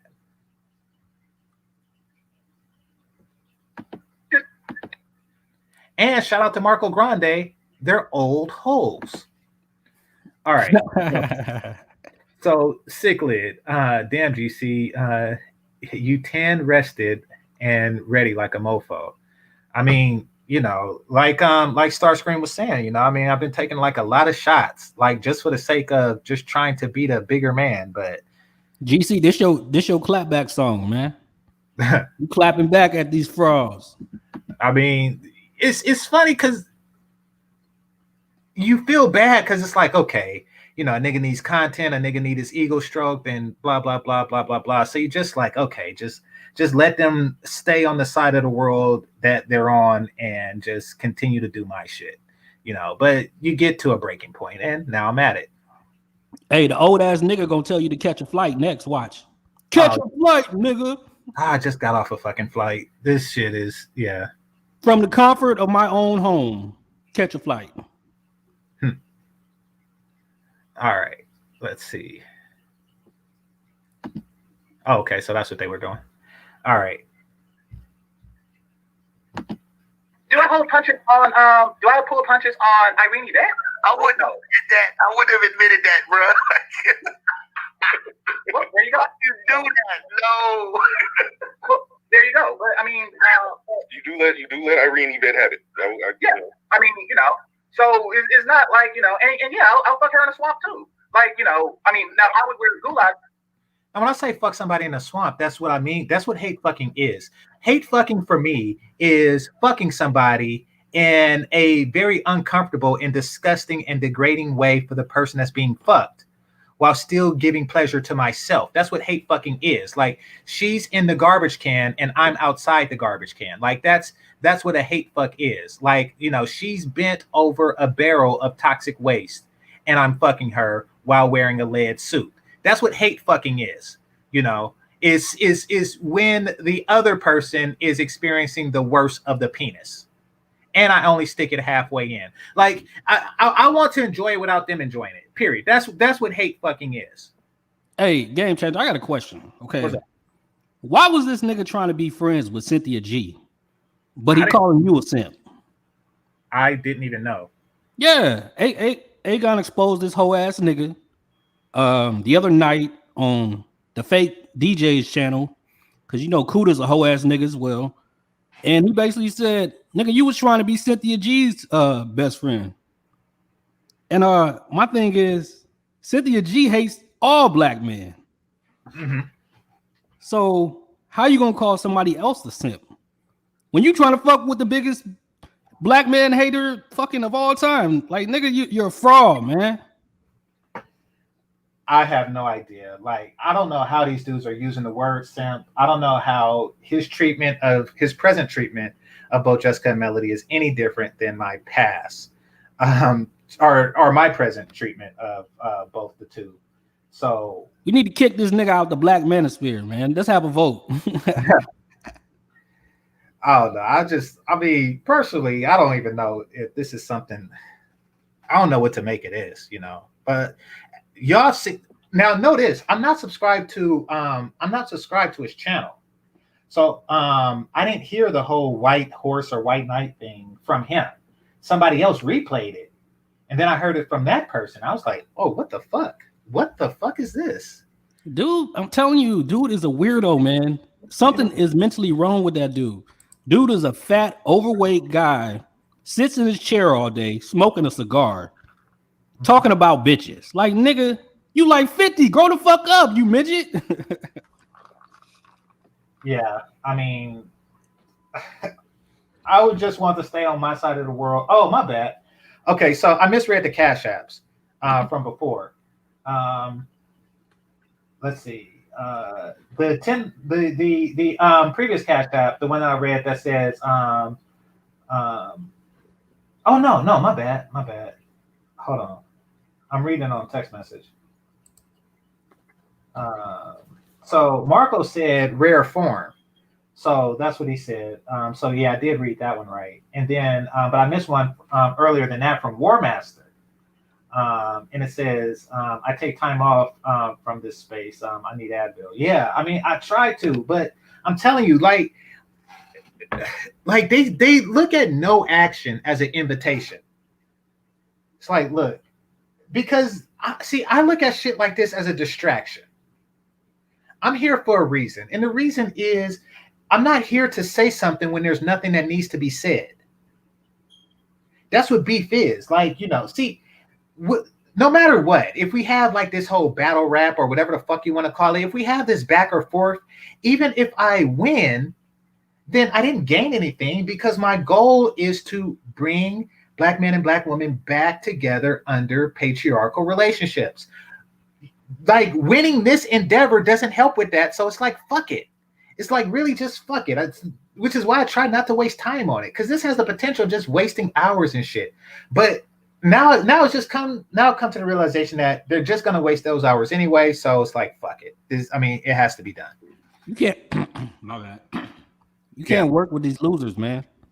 And that's why I attempted to ignore, but it just won't stop apparently. Because this video is May 29th. Wait, you made this in May? This is the video. His White Knight video was recent.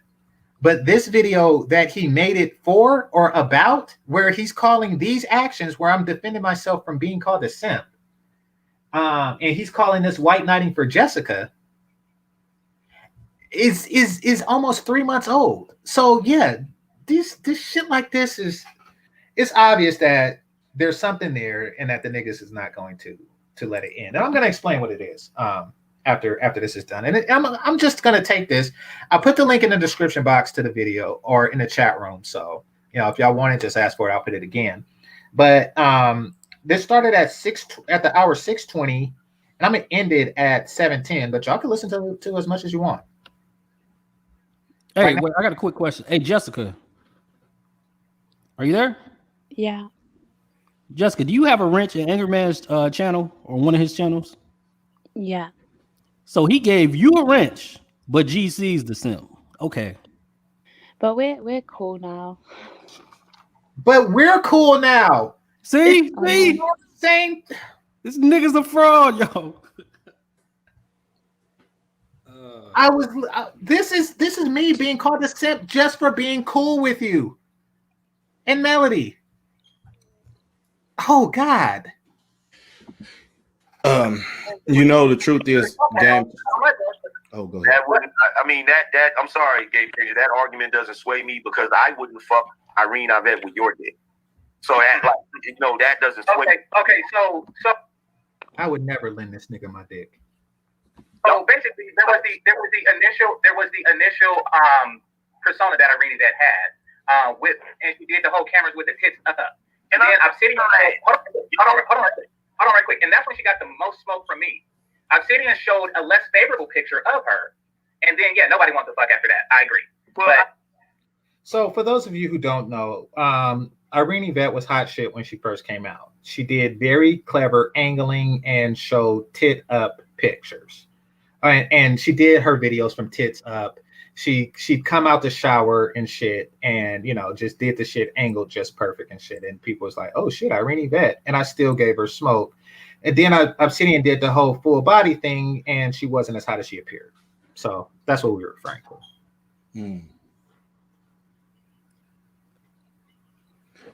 to. But yeah, GameChanger. I think hold on. Oh, my bad. GC, you a straight sucker. LOL, goofy ass nigga. Okay. Now y'all see the intelligence that it's never a reason behind it. Like sucker is not a descriptive thing. Like if somebody calls somebody like a coward or fat or an idiot or something, like these are direct shots at something that people can say, is this person these things? Like if a person calls a woman a whore or a strag or something, they could actually say, is this person this thing? A sucker is not anything. It's just something that inarticulate niggas make up so they can have something to say that they insulted somebody. GC, he got the nerve to call you a sucker, but he's the one donating to a fucking fraud. Begging for donations. Throw something to the Cash App, nigga. Throw something to the Cash App. I have no idea who that dude is. Like I said, I'm not subscribed to you know, to even hear this shit. I heard this secondhand. All right. Look, here's the thing. My position, look, I'm not trying to look. I'm definitely not being a hypocrite about this shit. My position has been the same. I cook the shit out of Irene Yvette. And any other chick that comes into this space with some goofy shit. And if a chick comes into this space and she's on some solid shit and she's actually speaking some real truth to like Jessica X was. Y'all and okay. Power, and she's willing to like be ostracized from the sisterhood. You feel me? Because that's what's gonna happen.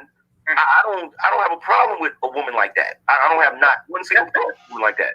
But that's yet to be seen with Jessica. And I even told her this, and you can ask her since she comes on your panel all the time. I told her, I said, yo, she said, well, I'm not a hyena because of this, because of that. I said, well, you know what? The jury's still out on that. I said, well, did she not ostracize from the sisterhood? But say what? Did she not ostracize from the sisterhood? I have no idea. Okay, so when she got, do you consider Sister George a part of the sisterhood? I think that sister. Well, yes. I'll keep my opinions on that.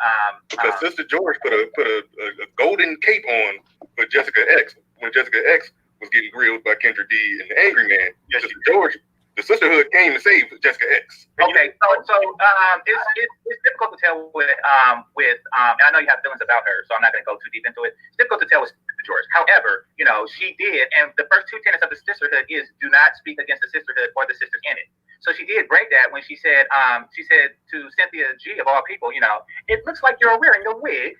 I think it's quite obvious that is a wig that you're wearing. So yeah, I think that she is ostracized from the sisterhood. I think that's my British accent, y'all. The sisterhood. Hold on, right quick. The sisterhood has called her a butt, you know, a white bitch, and all sorts of things. So yeah, I think it's pretty safe to say that she's not a part of the sisterhood. Well, here's the thing, Sister George. I actually have less animosity towards Sister George than Jessica X. I don't know why. Because I know what Sister George is about. Okay. Well, I mean, I personally find out what someone is about before I have animosity towards them. But that's just me. Well, here's my. I do find out, you know, what somebody's about before I have animosity towards them. Like every normal, it's not just me, by the way. It's every other sane individual in the world. This nigga is such a fraud. I can't tell what. See, I was always taught if something looks like a snake, slithers like a snake, it don't gotta bite me for me to know it's a snake. So she looks like she's part of the sisterhood, is what you're saying? No, what I'm saying is he has ulterior motives, in my opinion. Now, Jessica, what are your ulterior motives? Is your ulterior motives to sneak into his channel, get a wrench, and do some fuck shit? Because you're halfway there. Okay, she's silent on that. But yeah. Jessica don't want no part of this. Same to you. I said, I could be wrong. I've been wrong before. And I told her, I said, if I was wrong, if I end up being wrong, I'll be the first one to admit it. But I do not feel like I'm wrong. I feel like it's some other shit going on and it's going to rear its ugly head. Part of the reason is because whenever I jump on a panel and she's on that motherfucker, she hauls ass. Literally every fucking time. I jumped on the panel with DJ Kuda and Sister George is up there and Jessica X was up there. As soon as I got on the panel, she went silent. I mean, went dead silent. And then before you know it, she bounced off the panel. So I've seen too many little instances like that. See, y'all are paying attention to what she's talking about. I'm not paying attention to that. Not per se. I'm paying attention to her behaviors and her fucking actions. And I keep noticing little goofy shit. Little tiny. Matter of fact, GameChanger. You probably seen The Watchmen. No, I don't watch that shit because it's too feminist. I seen the first episode, and once they showed, now there's nothing substantial being said here. It's just a little bit of goofy shit. just a little bit of silent goofy shit that I noticed that a month later I all of a sudden stopped noticing, and now she has a wrench. But outside of that, it's just a little bit of goofy shit that I show the movie. I wouldn't dare not help it. Yeah. I've seen the movie. Yeah. Okay. It's like Dr. Manhattan's supposed emotionless. Now, Ozymandias said he wasn't emotionless. You could see it. It was just tiny micro reactions. That's the same thing I see.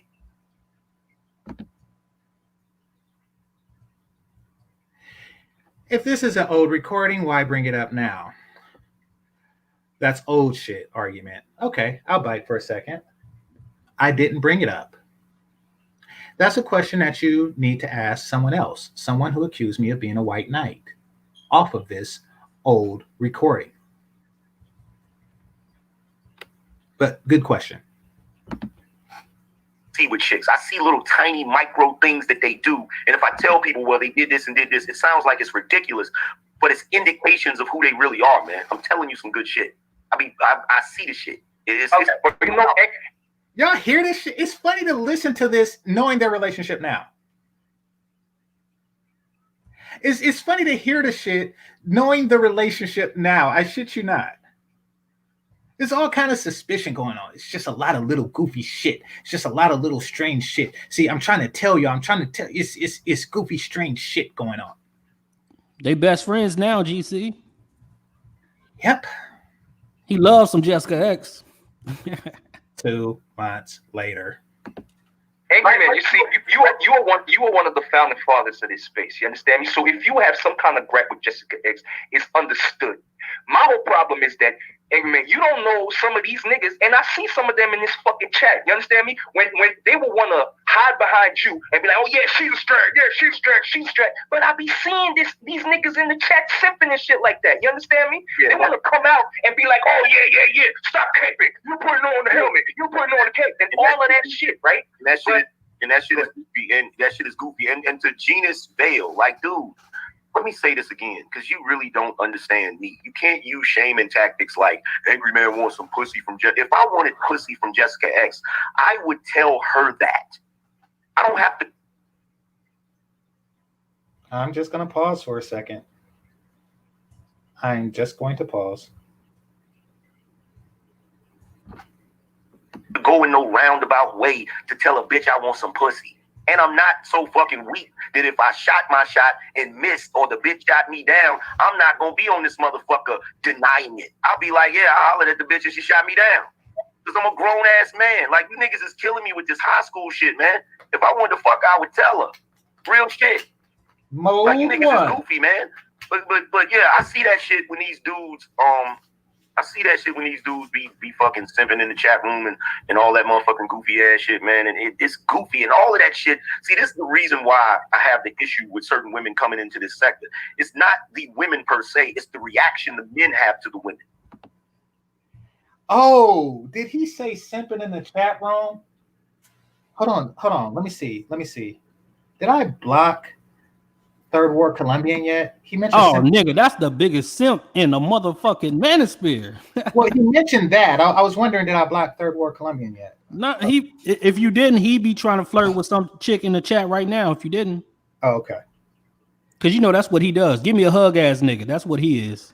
Okay. What's going on, Starscream? That's the problem. The problem is a lot of these dudes are not strong enough in there. They don't have the courage of their convictions.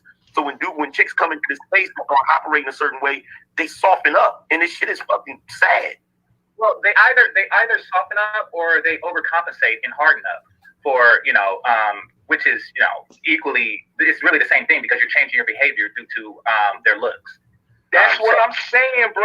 They overcompensate and they harden up. And for J.I. in the motherfucking chat, you bitch ass nigga. I didn't say chill out. All right, he muted. Okay, let's check it out. Oh shit, I muted myself now. All right, yeah, this is where I'm at as far as, dudes hardening up for it. Yeah, there's an aspect of that. Where I'm at with it, I'm fairly consistent on, I look at what somebody is saying. Are they saying anything that matters? Are they bringing anything to the discussion? Are they adding any value to this conversation? If not, why are they here? If when I didn't think that adding any value to any conversation, then it was like, okay, why is he here? Well, I mean, Bernard, I'm sorry to interrupt, but so it's still subjective. She had very few videos at the time that this came out, but to say that she hasn't added anything, which may have been accurate at the time because she hasn't been there long enough to add anything, but she's added something now. She's added perspective that others didn't have before. That's the first thing I asked you. Like, I mean, you criticized the video. He's like, it's the optics of it. I was like, wait, did you hear if she actually added value to the conversation? No, I criticized the title of a video. I've seen her. I'm just saying. Hold on, let me answer this. I had seen her on lots and lots of panels, yours in particular, and Fantastic, and Kudas, and everybody. She's been everywhere. So I've seen her everywhere. So I already knew what she was about and what she had to say, and what So when she started her channel, I didn't just deep dive into all her content, but I looked at the title and just raised an eyebrow to it. But my main argument against her isn't the one video that I didn't watch. It was just everything that I've heard her say, or everything she said that wasn't really saying anything on panels. Okay. I don't understand it because that would mean that there's a neutral response. Like if someone didn't really add anything pertinent, then they wouldn't be, it's like a C student and you don't really mention those. Like, you don't punish or reward a C student, they're just a C student. Okay, so I'm going to give an example of overcompensating and hardening up as opposed to softening up. Mm-hmm. Who else did you do that to? Did I look at what they were saying and analyze it, whether or not they were adding value? And broadcast that it didn't add value, yeah. There's nobody else who's been in these conversations, didn't add value, but kept getting. Hold on, let me flesh it out. There's nobody else that have been in these conversations, didn't add any value to the conversation, but kept getting, red carpet rolled out, start a channel gets 600 subs instantly. I've never seen anybody else do that. So there's. Okay, that's stacking the straw man right there. There are people who who don't really add anything to the topic, and they had the red carpet rolled out for them. Now, what they did with it is yet to be seen. But there are those people. What? Nobody else that I could ever, say, that's interesting. That's different. This is a unique situation. I've never seen anybody do that. Even Sister George and Concrete Rose. Even Sister George and Concrete Rose, whose channel blew up pretty fast, and they was, able to have anywhere from 150 to 250 people in there watching live. They at least were saying things, even though they were saying things we disagree with. We can come in there and argue with and pick them apart. I mean, it was a debate channel, bare minimum. So that was their value to it, that they were offering a counter argument, something that we can counterpunch back to. But when I was listening, or for example, when I can't use that example, okay, but when I look at Jessica X, it was just nothing. I just wasn't seeing nothing. But at the end of the day, whatever. But I didn't see shit. That's because watch it and hold on, let me point this out. That's because in this space, in this sector, men have to be worth their salt to get a fucking audience, man. You got Reg the bad guy who's been doing this shit for a minute. And in the fact that there are chicks that can come in, they ain't really talking about shit.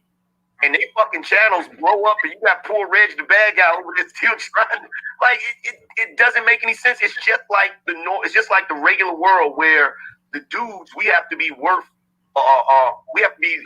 we're judged on our merit. Okay, so right there, remember when I asked earlier, are we those dudes? Are we those dudes who shit on women just being women? That sit around and complain about women and the advantages that they may or may not have in society. Now, it's one thing to complain about the disadvantages that men have, child support and things like that, et cetera, et cetera, et cetera. But to say that women have certain advantages and try to balance the scales by treating them like shit, I don't want to be that type of person. And I would like to know that this space doesn't encourage some behavior like that. Because then something will happen and it will come back to this space. Oh, women can't get drafted, so I just smacked 7 random bitches. I don't want that shit on my conscience. Just a PS. Angerman's been shitting on Reg the bad guy's content for years. Just want to say that. It was his turn, probably. It was his turn. Women, they get a pass because they're women. They get to come in our space. And it's just like the brother said on DJ Kuda's show. He said, man, we built this space. All of these men built this space for the betterment of men and for us to have a voice and be able to speak truth to power. And you got women coming in like vultures and parasites trying to profit off of it. And we're just allowing it. Yeah, Okay, so women should not profit off this space. I wonder if he has ever given a woman a super chat or a cash app. I wonder if he's ever given Jessica X a super chat or a cash app. Don't answer that. We all know the answer. I agree with you, Angry Man. That portion is unfair, and that's not just in this space. You know, like women who play video games are hell. You know, I mean, I'm pretty sure that that there are women out there, the overwhelming majority of women, who will make more on OnlyFans than myself. You know, Sergeant Willie P. is a good content provider, I believe, and you know, he started off. You know, when Chrissy started, she was she was a hot topic of his, and her channel blew up. And his is, you know, relatively smaller, significantly. So I get it. There is an advantage. You know, it's like, can I say something real quick? Right quick, Smooth. In psychological terms, it's called the halo effect. You know, granted, but it works both ways. You know, I don't want to. I was saying a lot that day. First of all, and this is what I discussed with Bernard. I think that we're doing a detriment to ourselves by attacking somebody who at least presents feminine. But I'll go into that later. But Bernard, you said that you couldn't think of anybody that you treated that way, and you kind of stacked the question. You see, I think that the reason why a lot of guys are treating her this way is to counteract the effects of the halo, to counteract the halo effect. You know, yes, her channel is growing remarkably quickly, and yes, it is largely due to the fact that people want to hear someone who's easy on the eyes. Okay, that's enough with that, because now it's going to be a back and forth between Bernard and I. So let's get to the panel. All right. So first question to the panel: was anything that happened there white knighting?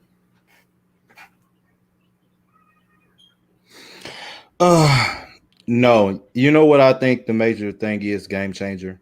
Please. Here's the thing. The guys that they consider lames, these women like Jessica and Melody come up here, and I think the problem that they feel is the simple fact that, you know, we're having fun streams, we're having fun, you know, communicating and joking with each other, and the simple fact is that you're not supposed to be doing that with these women because of the simple fact it wasn't like that in high school. But that's what I like think. In high school, huh? But it was like that in high school. Well, that's how they figure it, according to their logic. Game Changer. Why? Okay, let's just say that's true, and for whatever reason, because nobody is educated by the definition that we understand the word today in high school. You're not college educated if you're in high school, so there really wasn't an educated lame category back then. Right. Let's just say, for example, that there was. They just looked at a group of people and say, these are future educated lames, and they should not interact with certain females.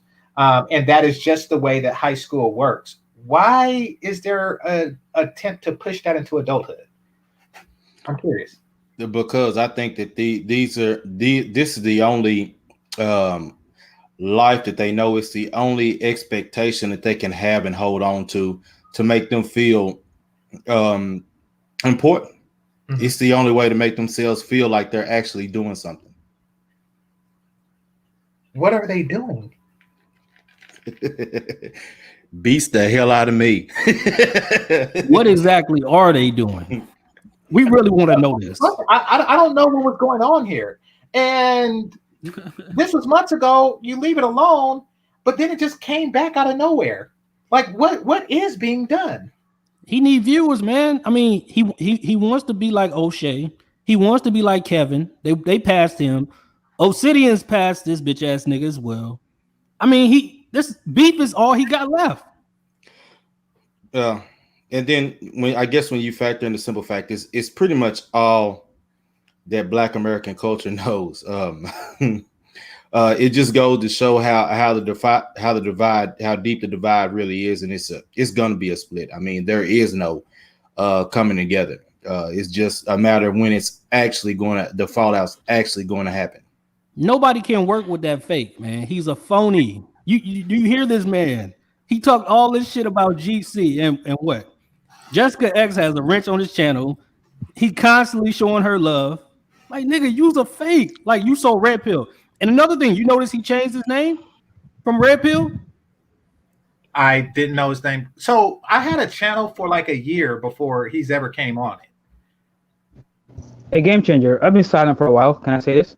Well, I just want to let Jerome finish, and then you're okay. Go. Oh shit, I was done. Yeah, then please, Vision, go ahead. No, you know, Angry Man and Jessica X have made up, and you know, I've been listening from the clouds, you know, and basically he gave her advice about, like, you know, people are going to email her and how to handle the financing in this space because her channel is growing so fast and she has so many subscribers, right? So like, an Angry Man basically gave her advice and she appreciated it. So they're pretty cool. So all that venom, sorry, all that venom he had earlier on is no longer there. And same thing with Melody. I remember in the beginning he called her a strag. You know, he did call her that. I remember everything. And when you go to Melody's channel, she likes to show off, which is fine. She's pretty. She's got a nice body. She's got nice titties. You know what? Show it off. And he called her a strag. Now she goes to his channel and, you know, calls him sexy, and it's like, oh, thank you, Melody. And, you know, hey, that's all. That's my point that I wanted to add. You know, I ain't got nothing against Angry Man. You know, he's never disrespected me, so I'm not gonna disrespect him. You ain't got nothing against Angry Man. I advise you get off this panel now. Well, no, yeah. I'm about to roast this punk ass nigga. Okay, I mean, he could stay for the roast, but you could stay. So, Vision, let me ask this: why do you think? Because I'm really siding with Azen on this. But why do you think it is that when he became cool with both Jessica and Melody, he couldn't just say, you know, something, GameChanger? Just like you, I started off bad with Jessica, and just like you, I realized that she had something to offer this sector. So I feel where you were coming from. You know, we cool. I shouldn't have came at you like that on the thing. Why couldn't he have said that? It's the same thing when Platinum gave me a half-ass apology, and he went over to Angry Man and apologized to him about what happened with me. So basically, just these guys, you know, I don't know. I gotta be careful here. You know, these guys are gangster. These guys are thugs. These guys are alpha males, and alpha males don't know how to apologize when they're wrong, right? And that's even in the 48 Laws of Power, right? Like, never admit you're wrong and all that stuff. I haven't read the book in years, but you know how that goes, bro. Like, I don't know, if I'm wrong, I'll apologize to you if I'm wrong. You know, if I know I'm 100% wrong, then, you know, I'll apologize. That's it. Right. You gotta ask him. You gotta ask him that. That's a thug nigga mentality. That's a thug nigga mentality. Yeah. I've seen it my whole life.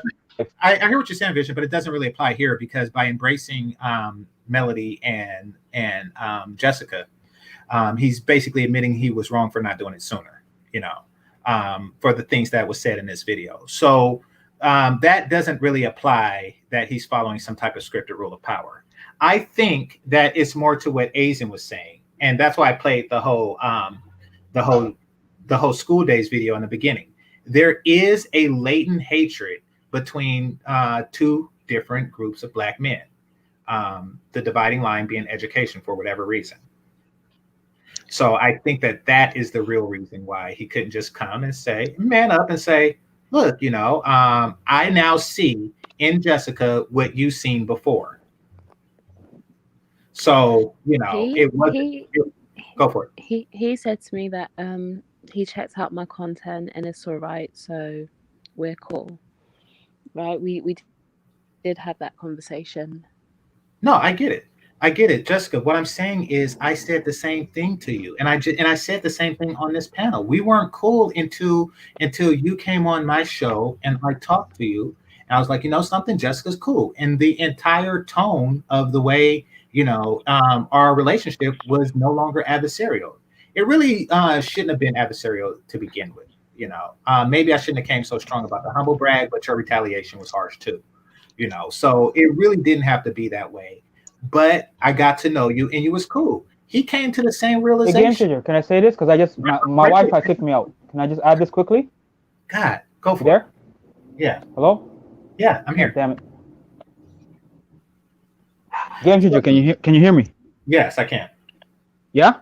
Okay, I'm just gonna say this. I don't understand this educated and uneducated, because I'm gonna be honest with you.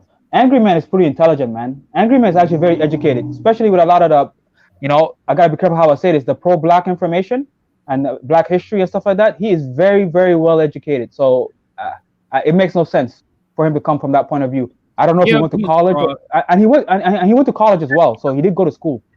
So I don't get it. The niggas are fraud, so it means nothing. Then he wouldn't be calling others lame for being educated. So, Jessica, why is it in your estimation that he, after coming to the same realization that he did, that I did about you, that he couldn't just simply say, you know something, GameChanger just came to this realization that you did sooner? Why do you think that is? Because you two have other stuff going on, and I was around you first, so obviously you're gonna realize it sooner, because I was. He doesn't like you, GameChanger. I know, but I know he doesn't. Now I suspect why, and I think it's this educated lane Pookie Ray Ray thing. Even though I never went to his channel like Pookie ass nigga or anything like that. So because let's put it like this: it's obvious he doesn't like me.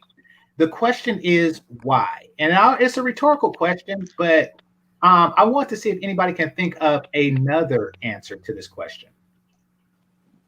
I've heard the words condescending, swarmy. You think you're better than people. That's from his voice. That's from his mouth. Right. So, Starscream, were you here in the beginning when I played that clip from School Daze? I heard part of it, but I remember the gist of it. So basically, it was Samuel Jackson and a group of dudes who weren't educated say, "You college punks always looking down on us," and they weren't. So it's that type of hatred. It's an assumption that I am thinking or doing or looking at him a certain way, and quite frankly, that wasn't the case. So this is a out of nowhere hatred that has been going on, like, School Daze, the movie School Daze is 1988, has been going on for quite some time. GameChanger, if I may. And I think the other thing too is also you have a demeanor that's not the type when someone gets at you to not just be like, look, fuck you. Because of the simple fact that you don't have that snapback like that. I think that's another reason why those types look down on you as well, or feel like you look down on them, or you feel like you're better than them. It's a very indirect sarcasm, kind of snarkiness that kind of rubs certain people the wrong way. I like it, but other people are like, it's a real turn off. Yeah. Okay. Y'all killing me. Y'all killing me because what's being said? What's being said right now? Where'd Jessica go? Oh well. Is that they don't like the way I react to them attacking me. Right. But why the initial attack? They don't like you because they don't like the way you treat them when you attack them. Why did you attack me in the first place? Oh, because you don't like me. Why don't you like me? Because of the way you don't kiss their ass. The nerds. No, it's not. It's not. The nerds are supposed to kiss Pookie's ass. It's not just. Oh, go ahead, GameChanger. My bad. No, I just didn't get that memo. I didn't know I was supposed to be kissing Pookie's ass, and I never got it. Like throughout my life, nobody has ever said, you come of age, son, where you got to start kissing Pookie's ass. I've never gotten that memo. I shit you not, never. I really don't think it's that. This is what I think it is. Look, I didn't even know what's a Pookie. I think GameChanger, look, really and truly, it's just a nigga culture. That's the way it is with niggas. That's the way it is with dudes in Black America. Okay. That's the way it's been for years. So whenever you hit them in the mouth, that's whenever they be like, okay. That's whenever they back up. So to be honest, to deal with with other black dudes like that. That's pretty much how you got to be. Mm-hmm. For them to be like, okay, well now I can respect him.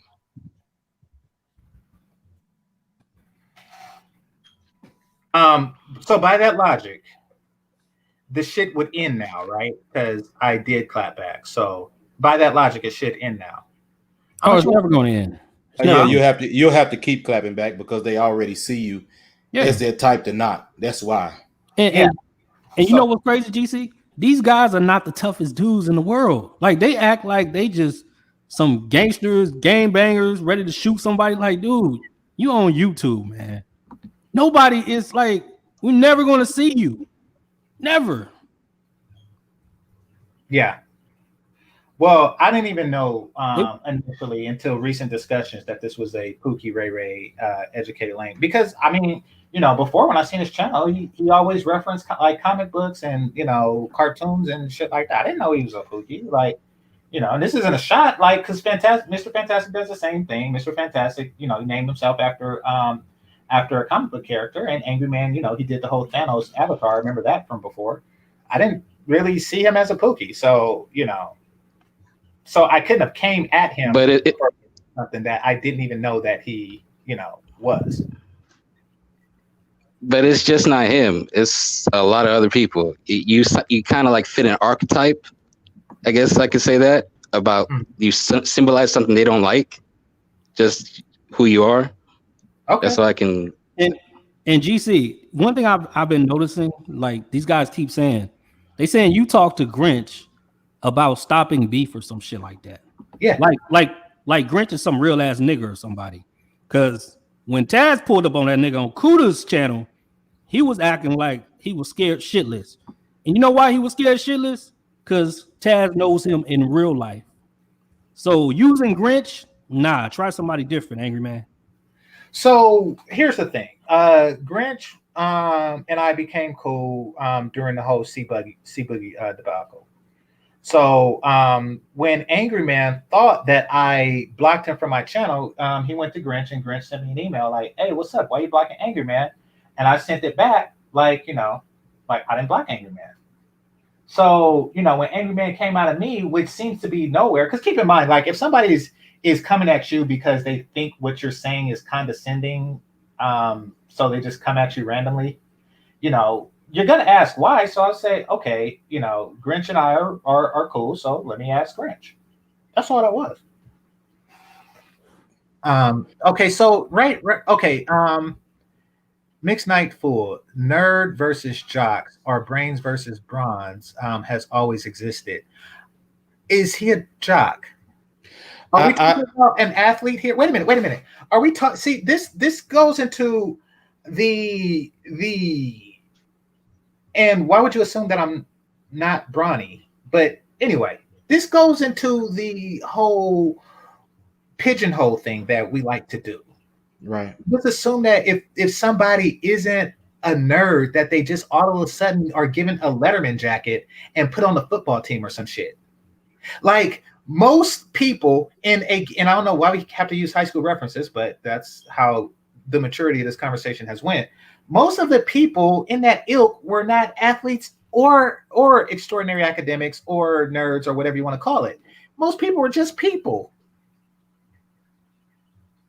They most of 1,000 people high school. What is there, like how many people are on? It's like 5 on the basketball court, you know, 5 more on the bench, you know, JV varsity 20, you know, the baseball team, like, and some of them play both. Like, how many jocks were there, and how many chess club people? Like, you know, most people are not either of those things.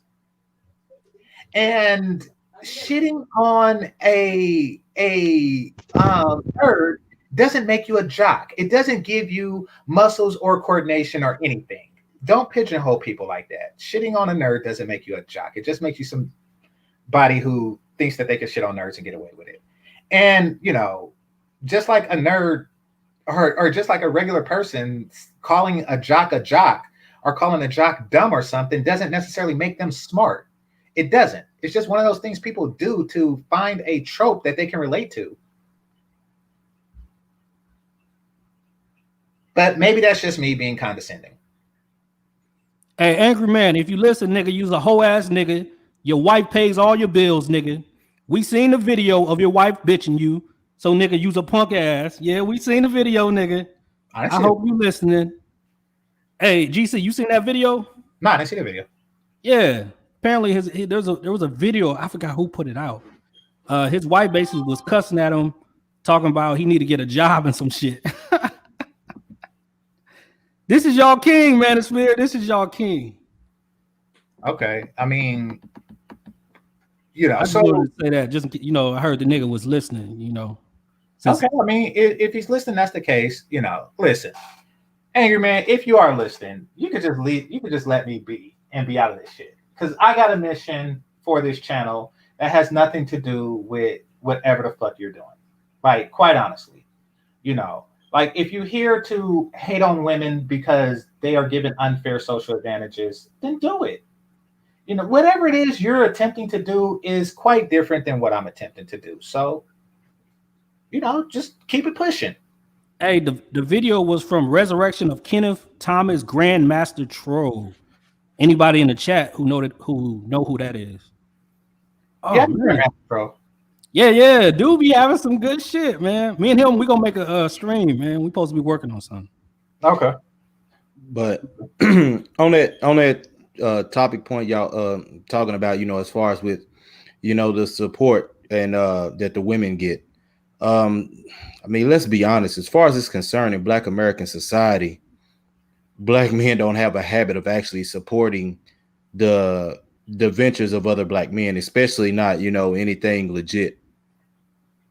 True. That's why. Oh, go ahead, my bad. No, but keep in mind, see, here's the thing. And for those of you who are new, my channel did not get support from any of the founding fathers. Part of it was my fault. Because I started off cool with C Boogie, who wasn't cool with Obsidian. O'Shea wasn't fucking with me. And Angry Man wasn't either. So I did the shit by myself. So, could I have used some help? Would I have welcomed some help with, from a founding father? Absolutely. Like I couldn't get it from Obsidian without dissing C Boogie. And, like I said, O'Shea wasn't fucking with me. So, would it have been nice to have gotten it from Angry Man? Yeah, it would have been. But, I didn't, and I wasn't tripping. I hadn't heard from him for like a year. So the shit was just like on some bizarre shit to just come now. Is all I'm saying, But like, look, if you don't like what I'm doing here, then just don't be a part of it. We don't have to be a part of the same shit. Bro, what's on your mind? All right, what's up, fellas? How y'all doing, man? Let me show you something real fast.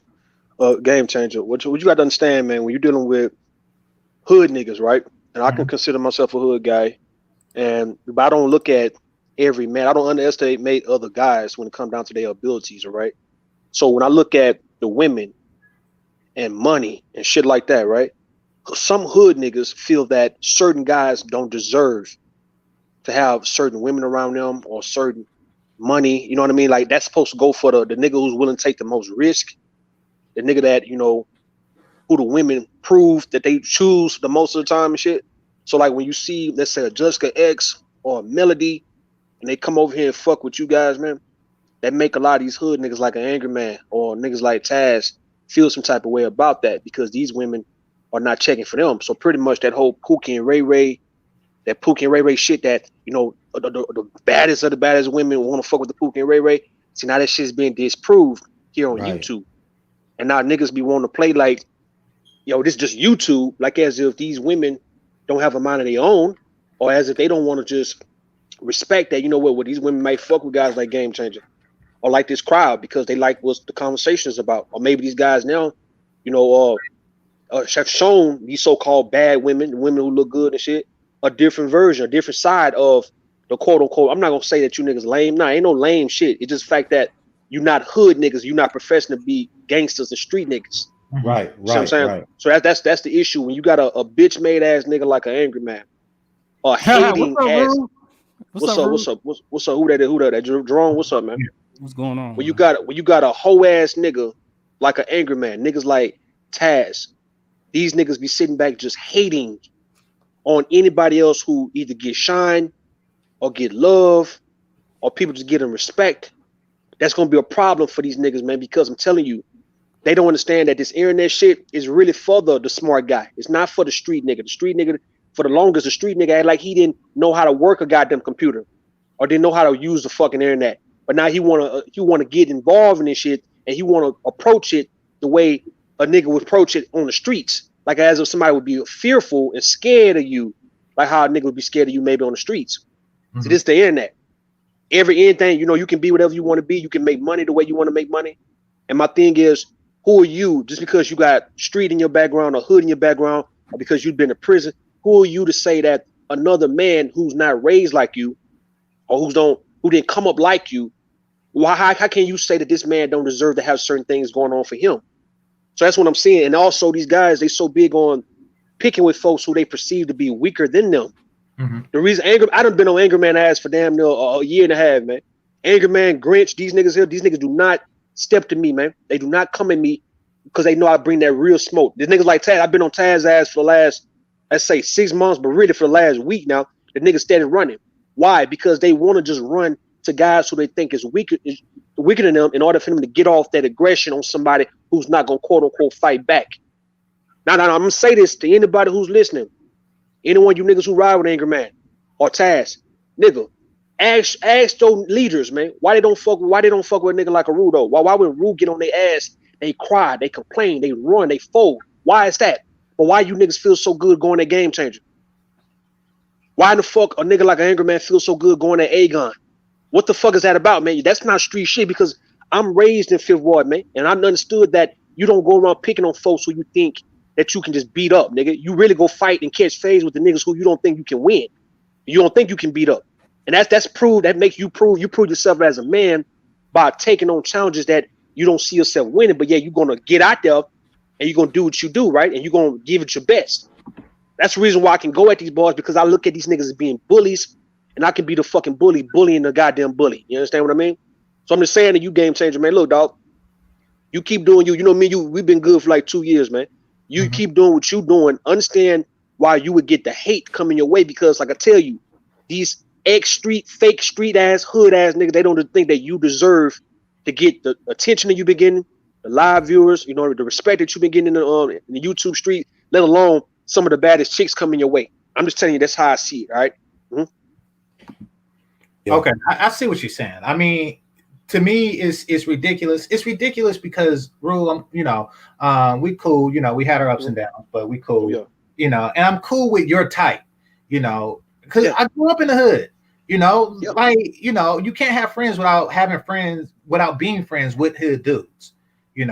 Like you go to elementary school with somebody and y'all cool, y'all best friends, y'all at the basketball court, y'all playing freeze tag and shit like that. You don't know that one dude's gonna grow up and be a nerd and the other dude is gonna grow up being hood, but you're still cool with him. You don't just stop being cool once you find out. Like, so it's like, to me, GameChanger. It's like Trey, Cuba Gooding Jr. and Boys in the Hood, man. Cuba Gooding Jr. was not no street nigga like that, but he was raised across the street from Doughboy, and even Ricky. Ricky wasn't on no street shit like Doughboy and Lil Chris and the other niggas, but they fucked around in the hood though. You see what I'm saying? So you can be like, you from Oakland, you can be affiliated with the hood, but you don't got to be no nigga. You ain't got to be a nigga. You ain't got to be a part of the criminal aspect of the so-called hood to be respected. You can still be a guy who does the right thing. You were just born and raised in a particular neighborhood that was low income. You respect everybody around you, but to go out and try to risk, your freedom, you going out and you thinking you getting street cred by doing years in prison, or how many niggas you done shot, or how much dope you done sold. See, that don't mean shit at this point. Them niggas who done proved that shit, they in the penitentiary for the rest of their life, man. And them niggas done got murdered, man. So those are damn fools when you look at it in retrospect. You can see that the niggas who try to prove that they just, was going to go out in the name of the struggle and go out in the name of the hood, man. All right, well, why can't them niggas still be alive or even free now to tell the story though? Like, why is it them niggas are locked the fuck up in the cage for the rest of their fucking life? Like, what did they prove at the end of the day? Nothing. Right. You understand me? So you got to You have to learn how to get beyond the hood side of life. Because like I said, you born into something you couldn't control. But as you become, a 20, 30, 40-year-old man, you can choose your path. And if you still want to represent, like I say, the hood, you 40-something years old, still want to represent the goddamn hood element and the hood struggle, bro, it's time for you to grow the fuck up, man. It's time for these niggas on YouTube who got the loudest fucking voice, who pick on folks who they think is weaker than them, to grow the fuck up and understand the game for what it is, bro. Niggas like me, we are behind in this game because niggas still put street niggas above the so-called educated brothers. That's why we behind. If you think about what I'm saying, we behind because you looked at as a lame for going to school or for just pretty much having a 9 to 5, but yet the street nigga who in the middle of the street shooting and killing niggas and shit, robbing niggas, he still got the rank. You see what I'm saying? That is by time it's over. Yeah, you got it. What's up? What's up? Well, I mean, Rue, not to go against you, but I didn't even see it that way. I'm be honest. I didn't I look at people on an individual thing. Like, some dudes are hood, some dudes, some dudes are not. Like most dudes aren't hood or nerd. So just to be real, most people fall somewhere in the middle. But that's what he's getting at, though, GC. I see what, but he's talking about ranking though. Like I didn't rank. Yeah, but in the black. What I want to say this, I'm gonna let you rock with it. What he's saying though is in the black community, it ain't really that much of an in between like it is other communities. Right. If you're not the street dude, you automatically is a lame. Right. Yo. If you working a 9 to 5. You still a lame. If you a PhD, you still a lame. Yo. That's what he's getting at, GC. Yo, that would come down to game changer. What it come down to is if you're not taking penitentiary chances. Right. I mean, you a lame ass nigga because in the hood, everything you do, you supposed to represent the struggle. I got you. You see what I'm saying? Right. So if you, it's kind of like what Zero was saying. If you're not a pimp or a hoe, you a square. So that would have come down to it. Yeah. Okay. I see what you said. So boys in the hood, what it is like, say for instance, a nigga who can get a guy who can get some quick money, right? He'll look at a guy who'd rather go to work for 12 hours as a lame. Like that act is supposed to be lame. Like if you look at The Wire, right? When Marlo told that security guard, that nigga, you want to be the other way, right? But you want to be one way, but it's the other way. And what he was saying was that you security guard, you doing the right thing in life. You want the respect that I get, but it's not like that. I get the respect. You don't. You see what I'm saying? Mm-hmm. Right. Because pretty much he's saying because you rather sit here and secure a fucking convenience store than to get out here in the streets and get you some real money to take care of your people. Like, you don't want to take that risk of getting killed and going to prison for the rest of your life. You see what I'm saying? That's what it comes down to. Go ahead. I seen that scene different.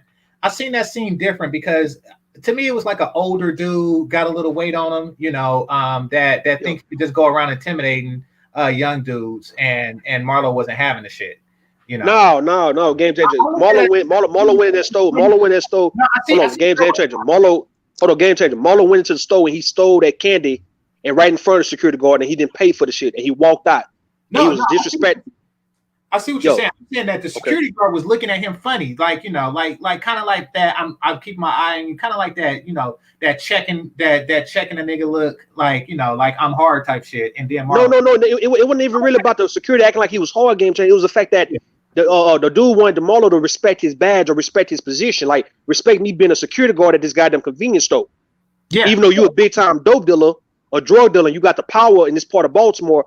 Still respect my badge, my nigga. You see what I'm saying? And the nigga Marlo just say, you know what, man, fuck your badge, nigga. Fuck your badge. Because, nigga, you rather do this instead of getting your big ass, right? Your big security guard ass to come and secure me, nigga, while we move this goddamn dough and you can get you some real money. You rather go and get 40 grand a year instead of getting 40 grand this week. You see what I'm saying? Right. So, nigga, you wanted to be one way, but it's the other way. You get what I'm saying?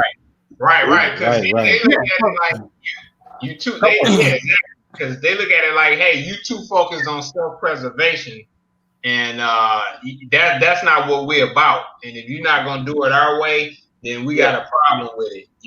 This is the bizarre. The black world is a bizarre world, man. It's not a particular race where it's like that. Like any other race, is hierarchies. You got the educated guys, you got the 9 to 5 guys, and then you might have a small subset of the street guys. But those guys, ain't seen as the top guys in that race. They don't make the determinations, and they don't speak for the race. They don't call the shots. Look at who we got out in the forefront now. They got like reformed criminals. Like, look at T.I., you know, as one of the main spokespeople for like the struggle and stuff going on right now. That's you are the most educated, the most brightest guys on the forefront, you know, and like I don't even respect him like somebody like Malcolm X. Malcolm did his street shit, but when he came out and he's with the Nation of Islam, he rebuked the streets.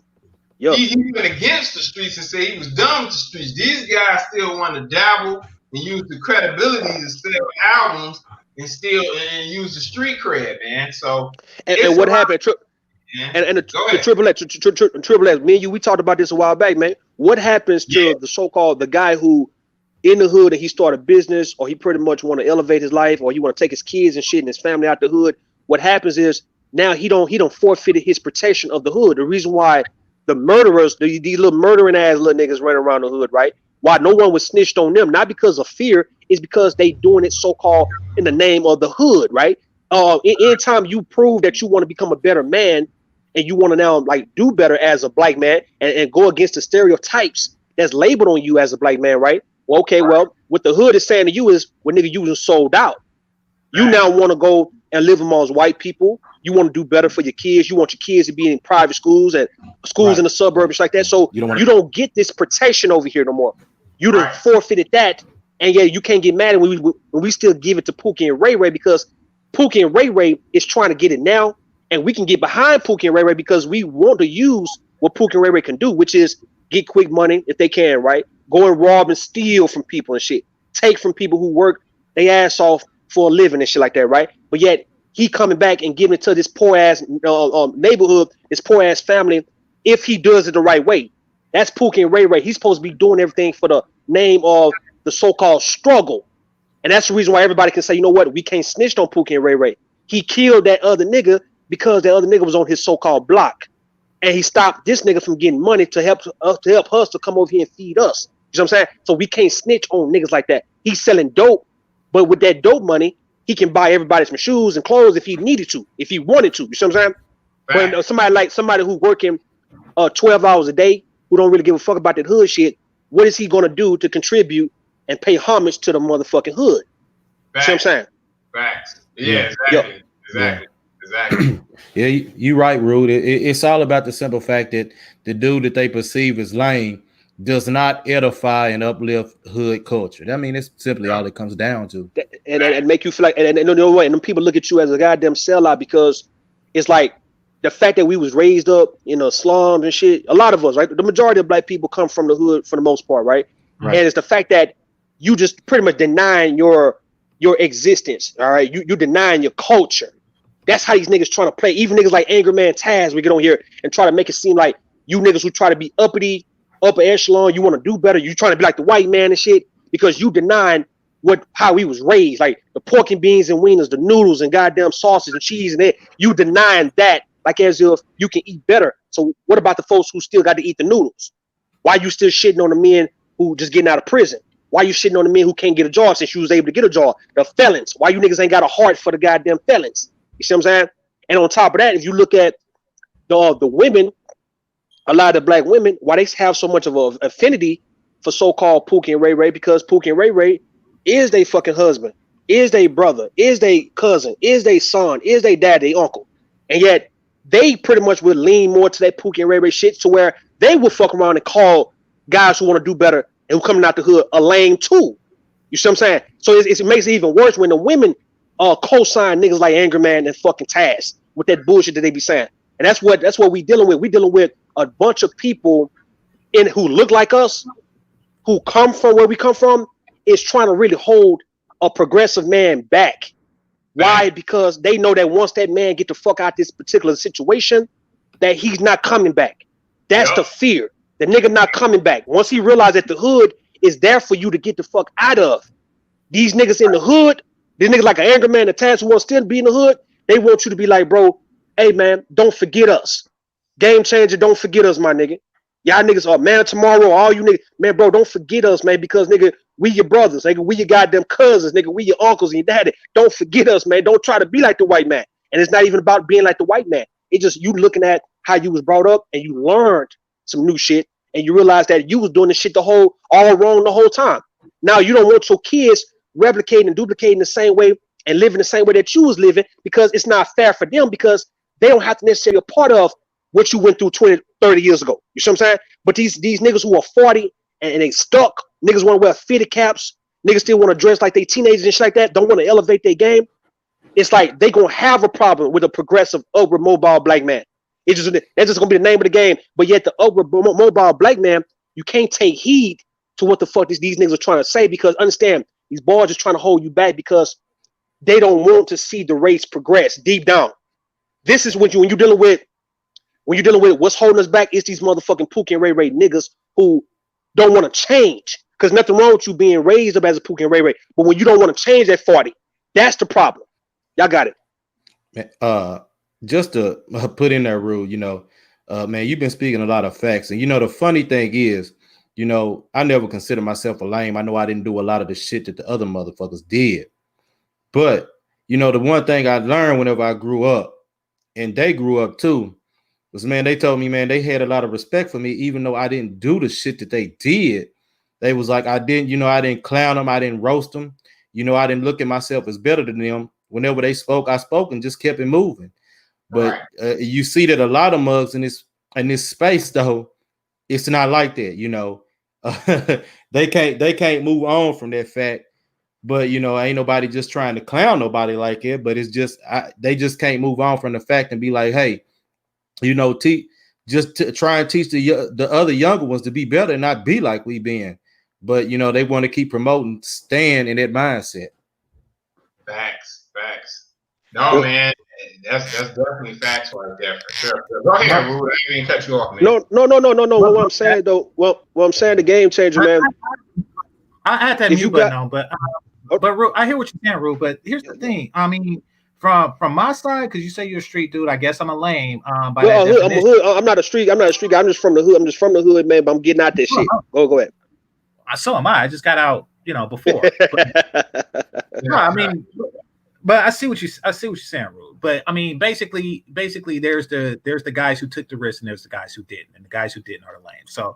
So under that definition, I guess I fall into that, and I'm cool with that. But I'm be honest, it seemed like that side think about this side a lot more than this side think about that side. Real talk, and I'm not. Yeah, that's for sure.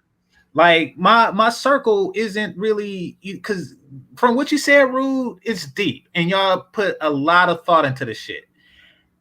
I'm be honest, we put like no thought at all into it. Like, and I'm not talking about here on YouTube, because here on YouTube, somebody could just come out of nowhere, and just bring some shit up for no reason whatsoever. Like they have access to your YouTube live because it's a public platform, but that in real life is not, we're not thinking about that. So when shit like this, if a hood nigga felt a certain way, we would have no idea that y'all felt like this. Like the whole, like, I didn't see Jessica X as, like a trophy, or Melody as a trophy, or, like baddest bitches or some shit like that. Look, I put my link out there and who comes up, comes up. That's just the way I run my channel. It's GC. Hey, let me say this, man. I don't mean to cut you off, but let me jump in. Hey, the thing you got to realize, though, man, and the point high, and I see where Rude was coming from on this. Look at it like this: if this Manosphere was a big nightclub and we all chilling, and it's all fellas and stuff, there's mostly guys and everything in here. You got Melody, you got Jessica X. They probably like two of the most active women in the Manosphere, Not to mention the youngest. They moving among a lot of platforms, and what about ugly ass Kendra? I noticed you didn't name her. They're the young. Those two are the youngest. Kendra D, where your ugly ass at? We talking about younger women, though. Yeah, those two are the my youngest bad. ones. Those two are the only ones under 30. That's the big deal. Yeah, the younger women, man. And you know, they, like you said, they started out kind of more on your platform, and they still around your platform. So, you know, hey, you know, it is what it is, man. It's attracting a lot of attention, and dudes notice that, man. And that's to Rue's point earlier. I mean, I see what you're saying. I'm just like, Like we were sitting in VIP. We were sitting in VIP, and they was over there all the time, and the other dude sitting on the other side, and they're not over there. I mean, they might feel some type of way about that. Right. Well, Dallas Cowboy Nation, I appreciate the $5 super chat. So basically, you know, Rude, Triple, what y'all saying, and I know that y'all wear this cape, but y'all individuals, not part of, you know, a collective. Hood dudes and some hating ass niggas. Oh yeah, hell yo, bro. I can tell you so many stories. They sitting back like dude with the banana on belly. I don't like that shit. Looking at look, Game Changer. I don't like that shit.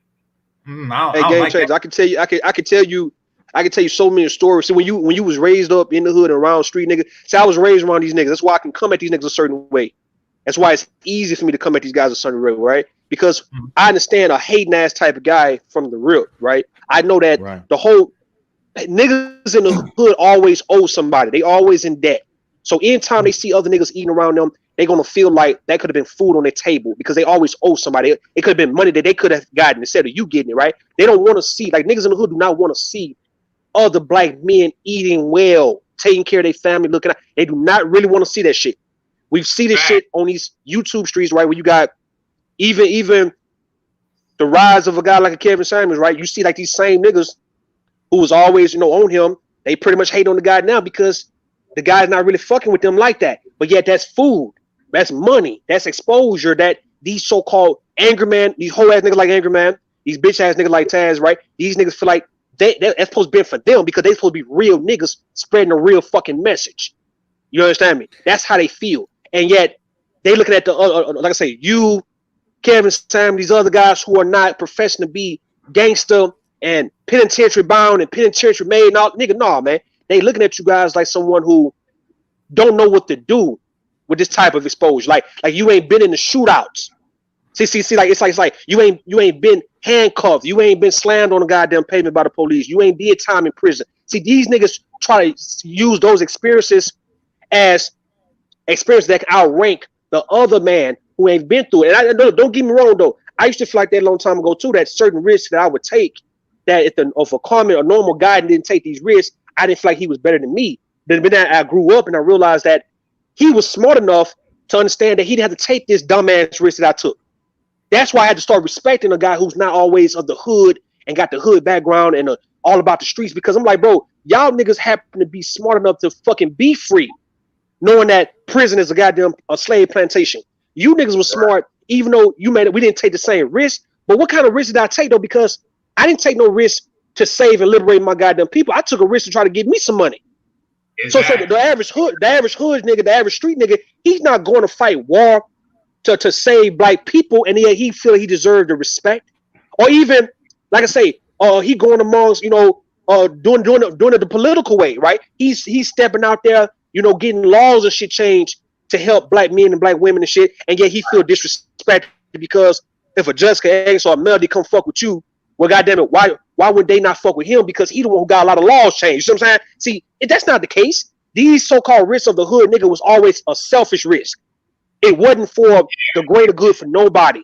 It was a selfish ass risk. And I'm telling you, you see it now with these pussy ass niggas like an Angry Man and these whole ass niggas like Taz, that they try to make it seem like as if the lame nigga don't deserve what he's getting because the risk factor. The risk. If you look at an Angry Man, he'll tell you straight up, all the graphics and all the time he put in doing videos that he still deserved to get more exposure. No, nigga, not you comic book ass nigga.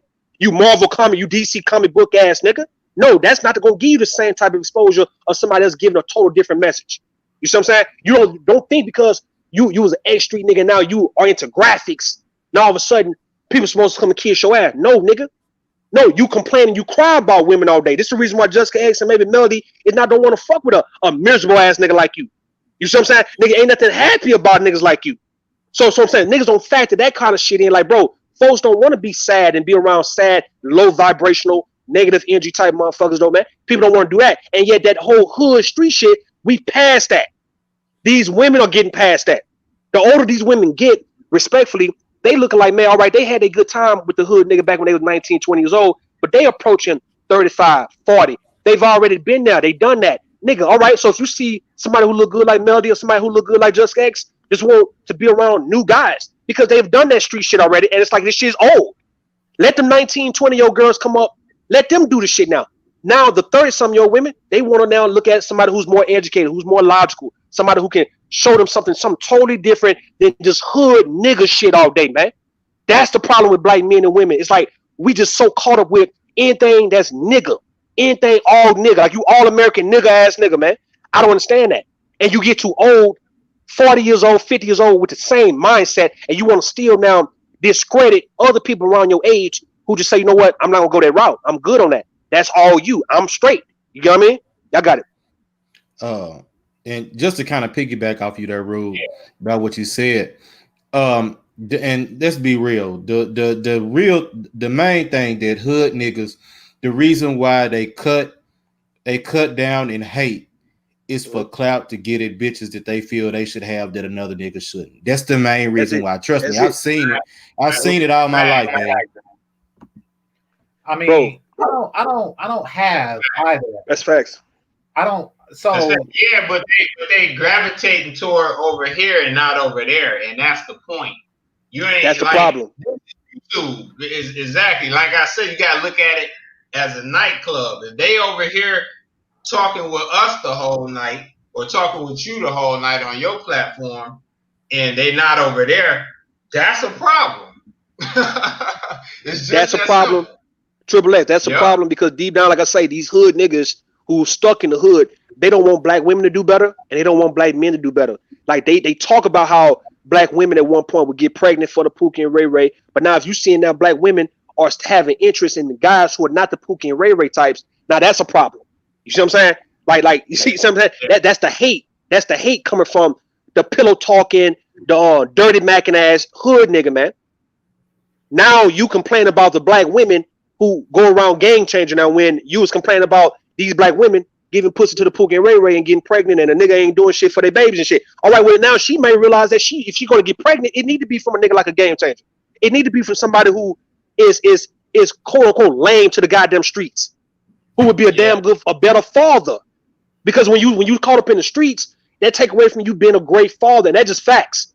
And niggas in the hood don't want to admit that part. Like nigga, when you go to jail for a year or two, you away from your kids, man. You not being a good father compared to a guy who go to work every day. When you are a husband, you can be a better husband when you can go to work all the time. I'm not saying you can't take risks and start a business, but when you know you can come home every goddamn day, when you are a better husband than a nigga who's always in the street putting the streets over his family. You get what I'm saying? Now, when you got these women who realize that if they're going to give their bodies to men in the day's time, in the 2020s and the 30s and the 40s, it need to be a guy who's reliable, not a guy who she's have to worry about he might get killed. At any given time, she get the phone call that he got killed, got murdered, or he locked up. And you don't want to have you don't want to be a part of that shit when you got 2 and 3 year old babies running around you. That shit, like I say, that's an old concept. Triple X. That's the 1980s and 90s to where street niggas left their families on stuck because they put the streets and everything about the hood and the streets over family, over their kids, and they want folks to justify. They want to justify that because they can say that, you know what, I was out here hustling. At least I was hustling though. But now, nigga, you didn't really have to hustle. Right. You just didn't want to. You just didn't want to go to. You didn't want to get a job though because you felt that slow money was too slow for you and how you move. You see what I'm saying? Right. So you want to take the risk. Go ahead, y'all got it. Hey man, that's all facts, Rube, man. I know I talked about this with you a few times before, but you 100% on point on this, man. You damn sure done broke that shit down. Oh yeah. Facts. Hey, let's get the likes up on this because you know those dislikes are gonna come. So let's get the likes up on this. Oh yeah. Can I chime in? Yeah, go for it, brother. This Excalibur? Yes. Yeah, go for it, brother. Yeah, man. Yeah, I wanted to say something to Rude. Yo, what's up? What's up? Yeah, what specifically concerning Angry Man and Aegon? Why they were beefing? I mean, I was looking at the live. It was just pretty much. It was a. You know, Go ahead. I don't know how it got started. Y'all don't know how it got started though. For a specific reason. Yeah, I Two can reasons. Tell me why. It was Tell me on. why. I don't. It was on DJ Aegon. Kuda's panel. They were reviewing ARC's book, Mode 1. Okay. And Aegon had some shit to say about ARC. Angry Man retorted, and they got into an argument, and then shit just popped off. Aegon called ARC a failure at life. Angry Man for the book. He got exposed.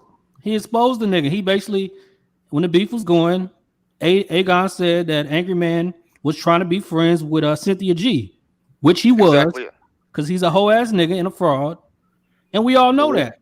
So yeah, really, I just wanted to bring context to the chat room because I'm tired of all these response videos and shit. I heard about it. I think I was on MOT's panel and they mentioned it, and Aegon was there. Yeah, it was MOT's panel. But I didn't see it. I didn't see the whole thing transpire.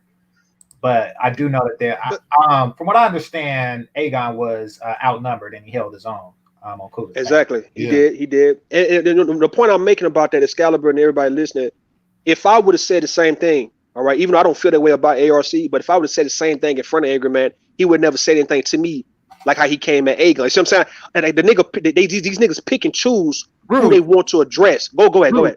Bro, he would have never came on the panel if you was there. not with no smoke. Cause he came on the panel one day when I was up there, but we didn't address each other. No, me and him, we didn't address each other because it wasn't nothing for us to address. But if I would have said anything that he didn't like, he wouldn't have said a goddamn thing to me. That's why I say I don't appreciate if you're not gonna be, all around with the game, right? If you go at it with people you think weaker than you, and you go in at folks who you think stronger than you, like you're not just focusing on like a game changer, Aegon, and that's it. But yeah, if a rule come up here and would say the same thing, your ass ain't saying a goddamn thing. You hush mouth. So I don't like that. That would make me go after these niggas the way I go after these boys. All right, y'all got it. Yeah. I mean, you gotta have smoke for everybody, man. That's for sure. You gotta have smoke, Triple A. You gotta have smoke for it. If you're gonna start puffing your chest out and having aggression, not just rebutting, not rebutting and debating people, but when you start talking that, nigga, I send you a fucking plane ticket, nigga, you come meet me, nigga, I beat your mother. See, when you do that, why in the fuck Angry Man never told me he'll cash out me the money to fly where he's at to catch a fade with him? Because I've told him many times, nigga, I would love to put my hands on you, bro. I just can't wait for that moment. I would love for him to even come to Houston one day and they tell me he's in Houston so I can go put my motherfucking hands on Angry Man ass, dog. That's how I feel about that nigga. But he would never come at me and say, look, Rue, what's your cash up? I'm going to send you however much for you to bring your ass out here and come catch his fade. He'll never say no shit like that. That's why I can't fuck with that. And then when I hear niggas playing with people like that, like he doing lives about Game Changer right now, so I don't appreciate that weak ass shit. I don't appreciate that shit because these men are not on here with that raw shit. So why can't you respect that these guys are not with the raw shit? And if you're going to come at these guys, come at them just based on their talking points. Refute them, rebut them, and just go at them based on that. But you should never have to get aggressive with some men who is not really with the shits like that. I'm not saying you niggas are weak. No, I'm saying you guys don't carry yourself on YouTube like you want some street gangster shit. It's a code that you're supposed to live by when you are of the hood and you are of the streets, that that civilians, leave civilians the fuck alone, man. You only fuck with the people in the game. Anybody in the game, they fair game. Civilians, let them go ahead and make it. Yeah, exactly. That's just street code. And, That's that. And exactly. Like if you said, if you want to come on and battle somebody intellectually and knock back talking points or lives or whatever you did, that's fair game. But if you coming with the rah and making lives and this shit and all of that, like go at another dude that do that. Exactly. That's what. Thank you, Triple X. And these niggas know I'm good. These niggas know I'm good for it. But these niggas never bring no smoke my way. I want you guys. I just want you guys. I'm not coming up like I'm big and bad. I just want you guys to know how I've been doing it with these niggas for the last year, going over a year and a half. That these niggas don't bring that type of smoke my way, and why not? Why not, man? But why is it these niggas can bring smoke towards men way who is not really with that shit? I don't understand that part. You know what I mean? These niggas is phonies, yo. We've already that's phony. did. The That's niggas phony. are fake. That's phony. The niggas 5'2". Go ahead, Jerome. I jump in. The niggas 5'2" with glasses on, with a big ass pot belly, smoking stank ass cigars. Come on, man. Nobody is afraid of this nigga. Who's afraid of this nigga? Nigga I'll jump on a nigga head, man. And I'm like, bro, I'm not letting no fat nigga can whoop me, man. I refuse. I done been in too many fights. Let a fat nigga, a pot belly, big belly ass, porky pig looking at nigga put hands on me and just get the best of me. You can't do it. Anybody you can't do it, bro. Nigga stand up. I mean, look, the gut hanging over your goddamn stomach. Look, bro, you good hanging over your belt, nigga. Look, man. Hey, man. Look, bro. He need to really like I say, he know who to go at with that weak ass shit. Like I said, I would love for that nigga to say, I'm gonna send Rude Dimple cash out. I want him to fly his ass out here to North Carolina so we can catch a fade. I would love him to do that. I would love him to bring his bitch ass to Houston one day and let me know he's in Houston. In Texas, fuck it, in Texas, nigga. He gonna be like, catch your flight, nigga. Catch your flight. The nigga talking about Aegon. The nigga talking about Aegon would be afraid to get back on the panel if they met up in person. Well, that nigga would be afraid to get on the panel too if he met me in person. See, look, this is what I said, man, on one of my lives a while back. I say when I be going at it with niggas like Taz and putting that pressure on Taz and putting that pressure on Angry Man, it's gonna make people look at them niggas as a victim, dog, because them niggas ain't gonna have no smoke for me. Even with the whole ass nigga Grinch, though, when I ran down on his bitch ass back in October, all that smoke that he had for everybody else, he didn't have no smoke for me when I was in his goddamn face, dog. He couldn't roast, couldn't talk his shit, do none of that. Rude, I'm happy you just said that. This nigga Grinch is not a real nigga, man. I don't know why. Not at all. Like he just they act like this nigga's a savior or something. Not at all. Not a real. I would slap the shot that nigga too, nigga. Nah, not at all. Not at all, man. You understand me? What I'm saying? When you run down on these boys, what's gonna happen? They gonna play victim because they gonna fold.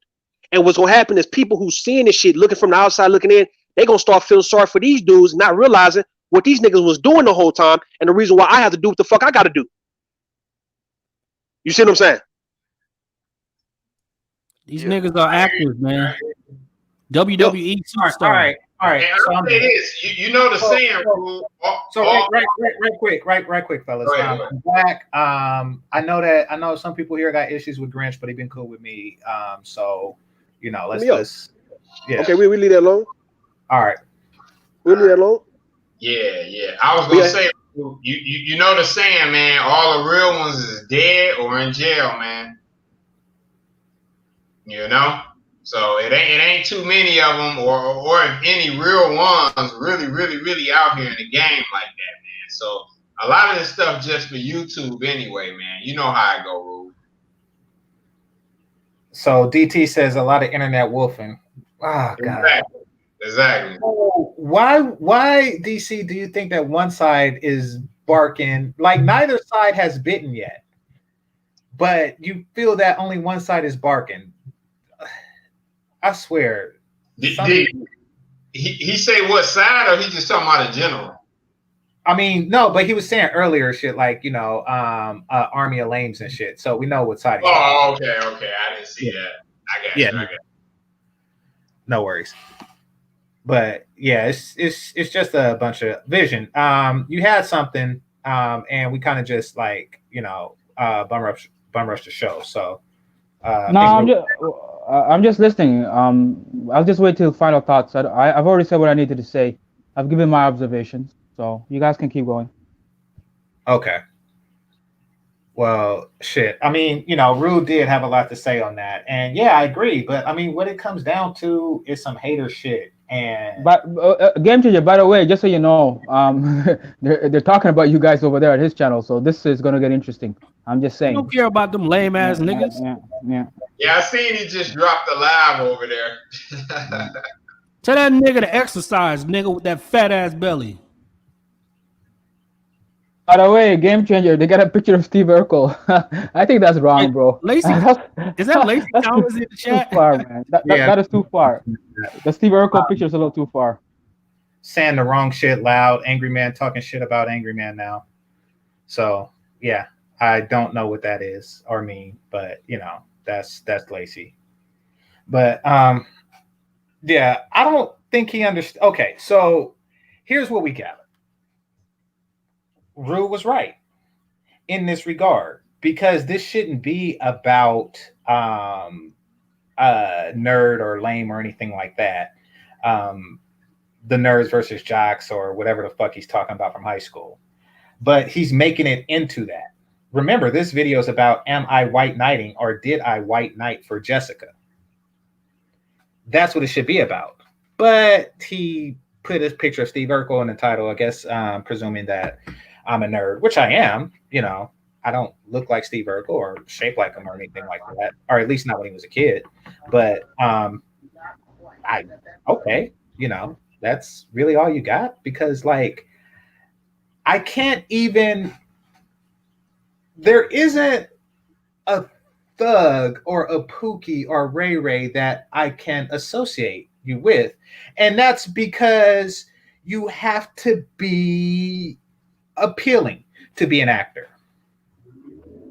Like Wesley Snipes, Denzel Washington, like the guys that they tend to put into the role of top gangster or some shit like that aren't you-ish. So I couldn't even like think of an avatar that I would put and say like, you're this guy, because you don't look like any of the guys, because the guys that, well, I won't go into details, but you get the gist of it. But yeah, I guess if all nerds are Urkel, then hey, think what you want to think. And like I say, let me be. I got other shit that's on my mind, because that's the way nerd minds work. All right. And let's get rid of the nigga. And here we go. DT, you're out of there. Yeah. Salmon, what's up? All right. So oh, she left? Yeah. Yeah. So they don't want no part of this. Yeah, I can understand that. Well, I mean, Jessica Melody, I did not say your name in this regard first. Like, I don't want you in this. When y'all started, y'all were just like other chicks that came to the thing. Like, you know, like when Jessica came, it was all about. Can you hear me? Yeah, we can hear you now. Hold on right quick. Oh, hey. Oh, okay. I'll hold on. When Jessica came, it was I'm trying to like stop the beef between her and Kills and shit for no reason. You know, and I didn't even think that it was, you know, niggas in the background, like, you know, I don't like that shit. This shit is fucking retarded. This hater shit is fucking retarded. What happens when I reach 110 likes? I asked for 10 more. That's what happened, Artifact. Salmon.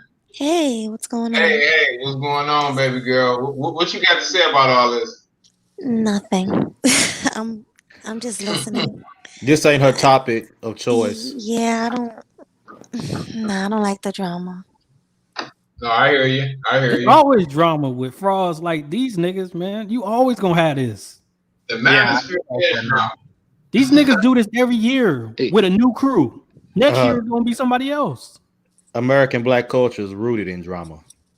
Well, I mean, I would prefer to step away from this shit, but it's just like what they said on Boondocks. Like, you know, you think you can avoid nigga moments by just avoiding niggas, but somehow niggas find a way. YouTube is the way. Like, they moved away from niggas, you know, hoping to avoid nigga moments, and then out of nowhere, a nigga just come ramming into their car in a handicap spot. But like, y'all smell new shoes. Y'all don't. I don't think it's funny that the same guy beefs with everybody somehow. The same guy. GameChanger. Can I go next? Yeah, let me respond to Jerome. But yeah, see, I didn't even pick up on the pattern because I wasn't really like, for the past year, I just ignored all the shit, you know, that went on in that sector. In his corner, like, he just did his shit and I did mine, you know, before April 1st, that's how it was. So, you know, that was that. But I did hear from the other end, like every now and again, him and Obsidian, who I did listen to, would go at it and then they cool again. And him and O'Shea would go at it, then they cool again. Like, so I just thought that was just some shit that they did. Like they on some make up the breakup shit, like those couples that, on again, off again relationships. I thought it was shit like that. Like, so I just like wrote it off. Yeah, shout out to O'Shea, man. O'Shea cool, man. Okay, I mean, so I thought it was like that, but I didn't know that it was just like a perpetual cycle of beef. And if your goal is to be Kevin Samuel-esque, and that's what Brew was saying, then you're going about it the wrong way, because he never beefed with anybody. Can I go after Vision? Yeah, go for it. Go for it, Vision. I'm just gonna say this, guys. I'm actually guilty of this a couple of years ago. There's a science behind it. I talked to my social worker about this. With the advent of the internet, like there are things that we'll say on social media, whether it be through emails, whether it be through Facebook, whether it be through Instagram. Sometimes you're drunk, sometimes you're not. There are things that we'll say to people in this electronic space that we would never dare say to someone's face. I mean, you know what I mean? So we got to keep that in mind. We don't know who's gangster in this space and who's not.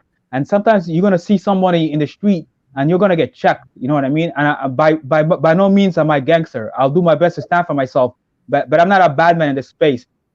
But I've experienced when I did talk too much shit and I got checked for it. And you go at it and the better man will win.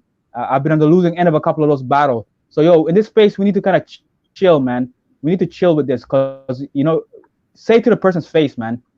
And sometimes you can't. If somebody's like far away, then yeah, you gotta do it here if you have a gripe. But this is interesting. I just feel like we're saying things in this space that we're not gonna say in people's faces, man. Like directly in their faces. And there's people you should not talk in their faces, because you will get checked. Period. So I just want to add that. I don't know who's gangster in this space and who's not. We're just a bunch of avatars and a bunch of pictures, man. All right, I appreciate it. All right, who said they wanted next? Excalibur. Okay, Excalibur. Yeah, I just wanted to say, I don't see it seems like a personal beef with Platinum.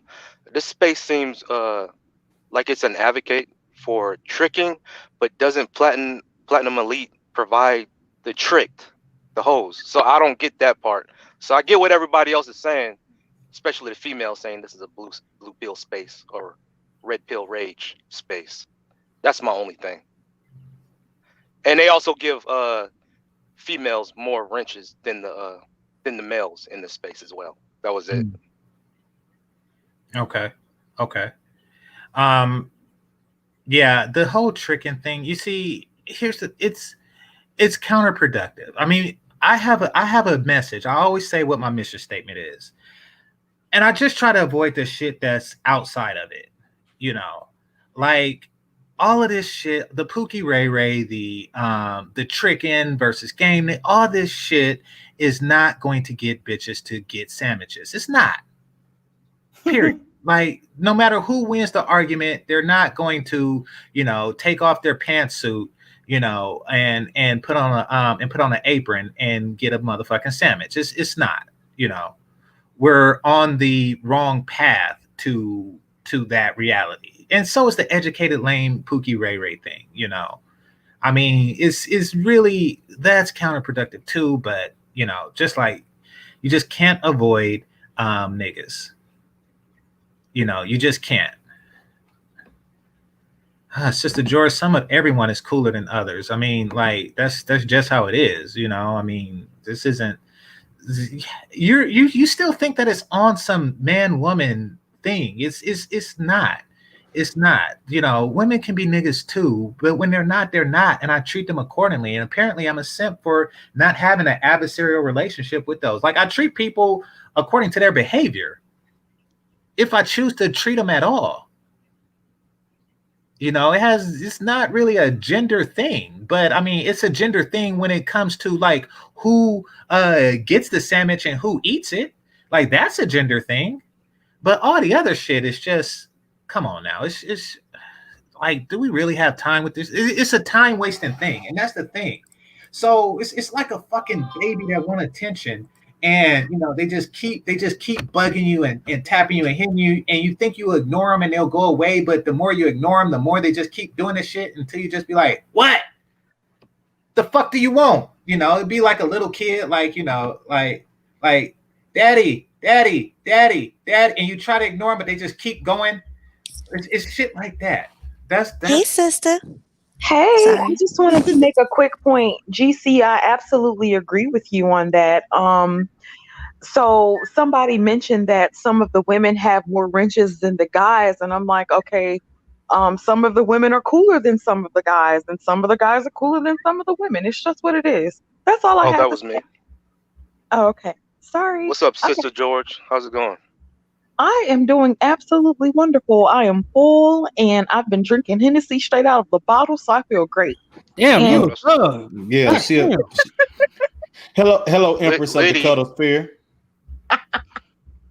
Stop it. Hey, Sister Okay. George, wasn't hoe ass Angry Man talking shit about you not too long ago? I will not refer to him as hoe ass Angry Man because I don't have anything to do with this. Angry Man's and my beef has subsided for now, and so I will leave it where it is and where it was.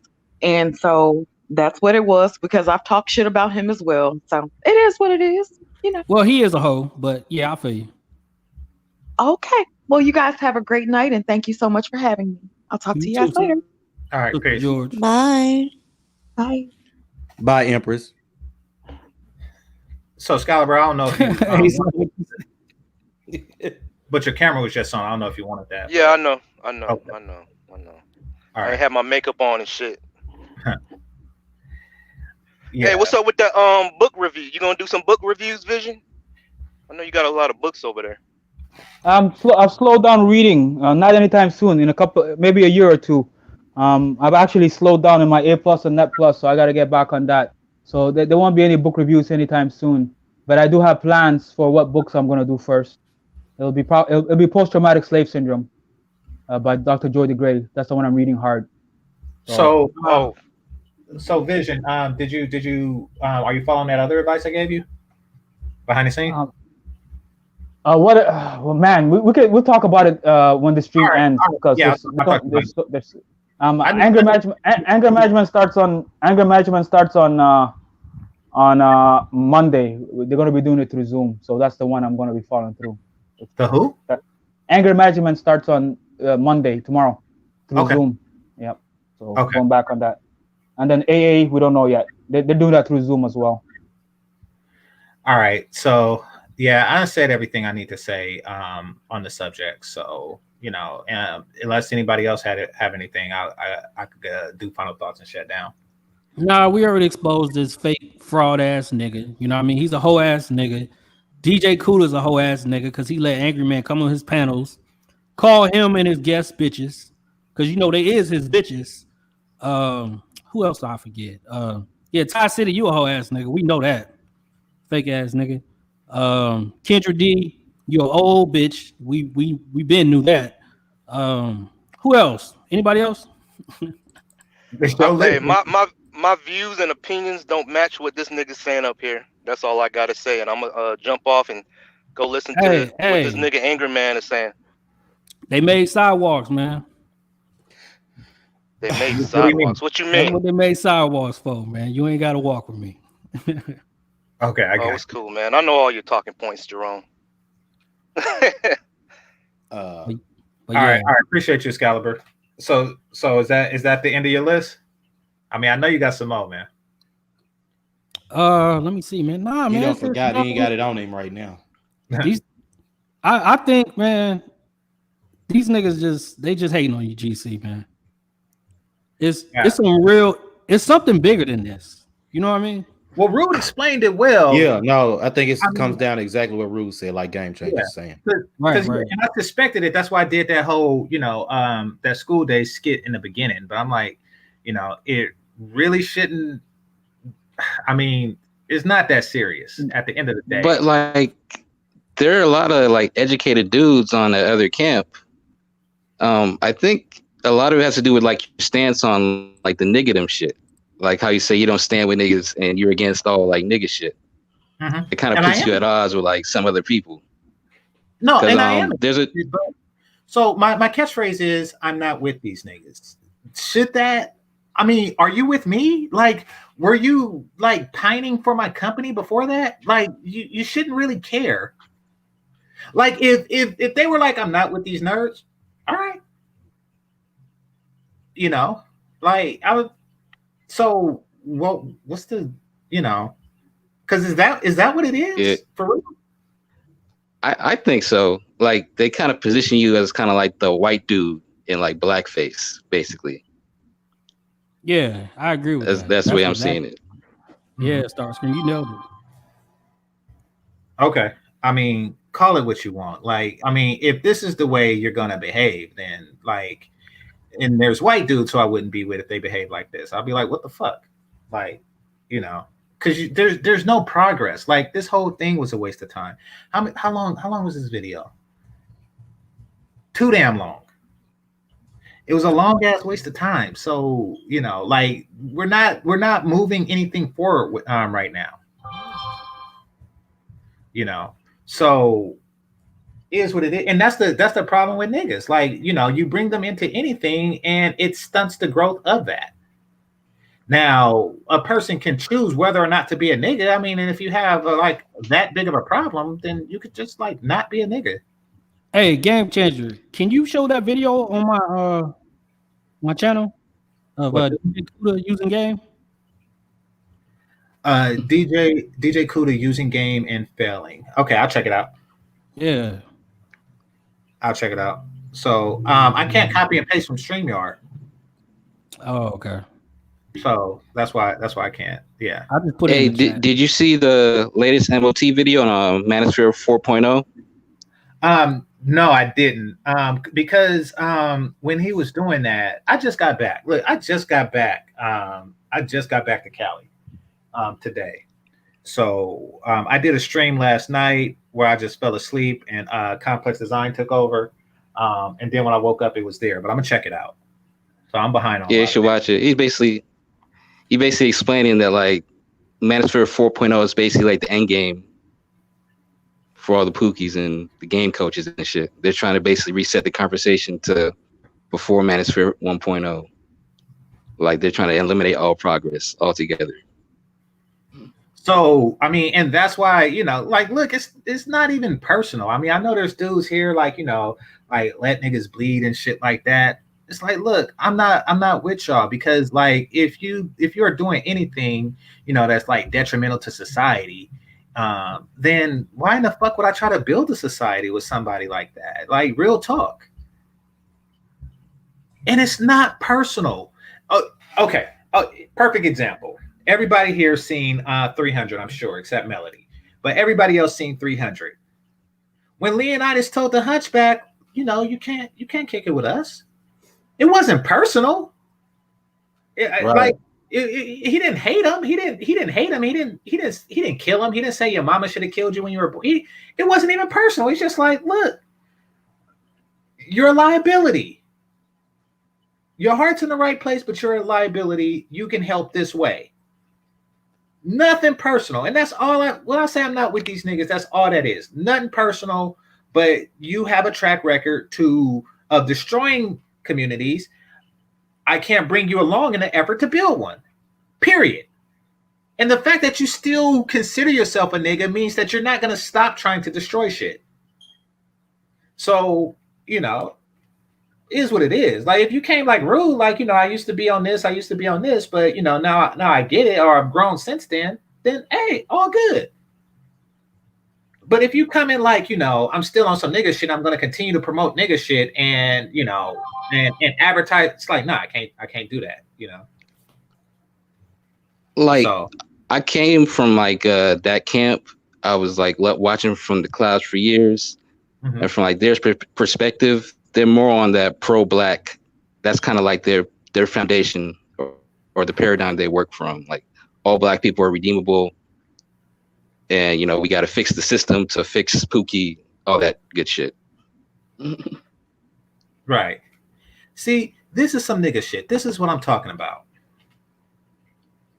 Off Aaron C. So Off Aaron C is a white dude, and he thinks that it's gonna like rattle some cages because he used a word colored.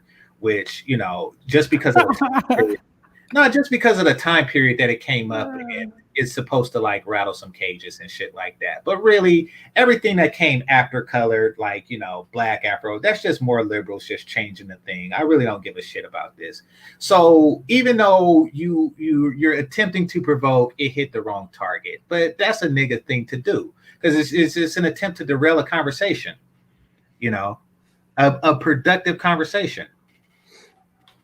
So yeah, it is what it is. All right, who's next on the I'm gonna get off her Game Changer. I just want to say, you know, Rude made a whole lot of great points. Couldn't really disagree with anything. What he said was pretty much is a problem in Black American society. You know, and you know, only thing I got to say is, you know, all of those the guys that aren't part of that hood culture, just keep doing you, keep progressing, and you know, stay on your purpose. Okay, I appreciate you. Yeah, no problem. Later. All right. Melody, you got anything? Vision, I'll do you last because I could tell you got a lot on your mind. Melody, you got anything? Yeah, thanks for having me, even though I didn't really say anything. Hopefully everyone can resolve this beef and never get along one day. Melody, never. We will. You guys can hear me, right? Oh, yeah. You hear me? Oh, okay, yeah. We will see though, but yeah, that's it. All right. Okay. Thanks a lot, Melody. Peace. You're welcome. Bye. Okay. Let's see. I got a couple more. Appreciate you, Azen. He stepped away, but should have said it before. Appreciate you, Azen, for standing up for myself. Yeah, I appreciate it. You know, it wasn't a matter of like standing up for look. I just didn't want to like spend a time on this. It's a useless waste of time. Complex design. I appreciate the cash app. Appreciate the large cash app, brother. Appreciate you. All right. So Melody, who's next? Starscream. Oh, I suggest everybody go watch the latest MOT video about the Manosphere 4.0. This is just the start of like a bigger plan, and GC is kind of just like an avatar for like what they're trying to accomplish here. So that's all I gotta say. Thank you. Okay. Appreciate you, Starscream. All right. So I guess we'll do because Marco came on to do a closing thought. So Vision, go ahead. I can go. I know Vision wants to take some time. I'll go real fast. I got something to say. And you can have Vision, you know, bring it home. Okay, go for it. I just want to say that after listening to the stream and listening to all sides, I still think all expired holes are worthless. In 18 to 24 is the usable life for a hole. You worthless old holes, all bitches. That's all I just want to get out of. Thanks, GC. Okay, I appreciate it. Peace. I appreciate it. I'm about to go as well. Peace out, GC. Thanks for having me on, man. And Angry Man's a bitch ass nigga. Kuda, you a bitch ass nigga. Fuck y'all. All right. Peace, bro. All right, and Vision. Oh, okay. Hey, yo, KC, did you see? Sorry, I'll get to the point. KC, if you're in the chat room, did you see what Bayern Munich did to Barcelona? That was a destruction, man. They might win the whole Champions League. For all you, AKA real football fans or soccer fans, I didn't see anything like that since Germany destroyed Brazil in Brazil. But now, back to the fact. You know what? I'm guilty for the fuckery in this space too, guys. I'm gonna apologize for it. And if anybody checks me on that, I'll own up to it. You know, I was on some bullshit, but you know, no excuses. I was provoked, and then you know, I just got pissed off, and I just started lashing out because I got sick. I got sick of the bullshit. But I reacted wrong, so you know, I'll talk to Thai City because you know people are saying I threatened him. You know, but that threat was aimed at Platinum because I don't like bullies. You know, as a young kid, I used to get bullied a lot, and I did nothing around it, right? And so, like, so what I'm seeing in this space with these game guys that have come over, which I don't mind, right? Like, I don't really care if you're a pimp, or you're a game, or all this and all that. But yo, why you gotta pick on us squares for? You know, disrespect us and call us bitch-made niggas because we're not getting as much pussy as you and all that good stuff, right? You know, do you? If you get 1,000 women in a day, you know what, man? That's more credit to you. If that's how the environment works, that's how the environment works. But I don't think you should get at people who are minding their business. You know what I mean? Because you know, some of us will clap back too. But you know, but I just want to leave that at that. But if I offended anybody in this space, I apologize. I was pissed off at certain people in this space. You know, Jessica X being one, Gabe A. who else? Platinum, of course. Aegon, somewhat, but you know, I'm gonna keep it moving. If they ever want to check me, they can check me. We can talk about it and we can figure it out. But other than that, you know, Game Changer. I just don't like bullies. I don't like people being bullied. And sometimes I'm glad you're standing your ground. And sometimes you gotta stand your ground against a bully. You know what I mean? Sometimes it becomes a flight or fight, and whatever happens, happens, man. So that's really. I don't know how come this angry man thing came up again. I thought it was over, especially since you know he's cool with Jessica X and Melody now. So you know I thought everything was everything was solved, but I guess you know things are not. So that's between y'all two. You know, I keep telling you guys, read Neely Fuller. He predicted all this, but you know what? It's whatever. Okay. I appreciate you, Vision. All right. So with that said, I'd like to thank the Cash Apps and Super Chats. You guys were generous today. I appreciate you, especially in the Cash App front. I'd like to thank the managers and the moderators. I would like to thank those who are listening silently and those who are in the chat room. Make sure you hit the like button on your way out. And this is GameChanger 00100. Game over. Peace. Bye.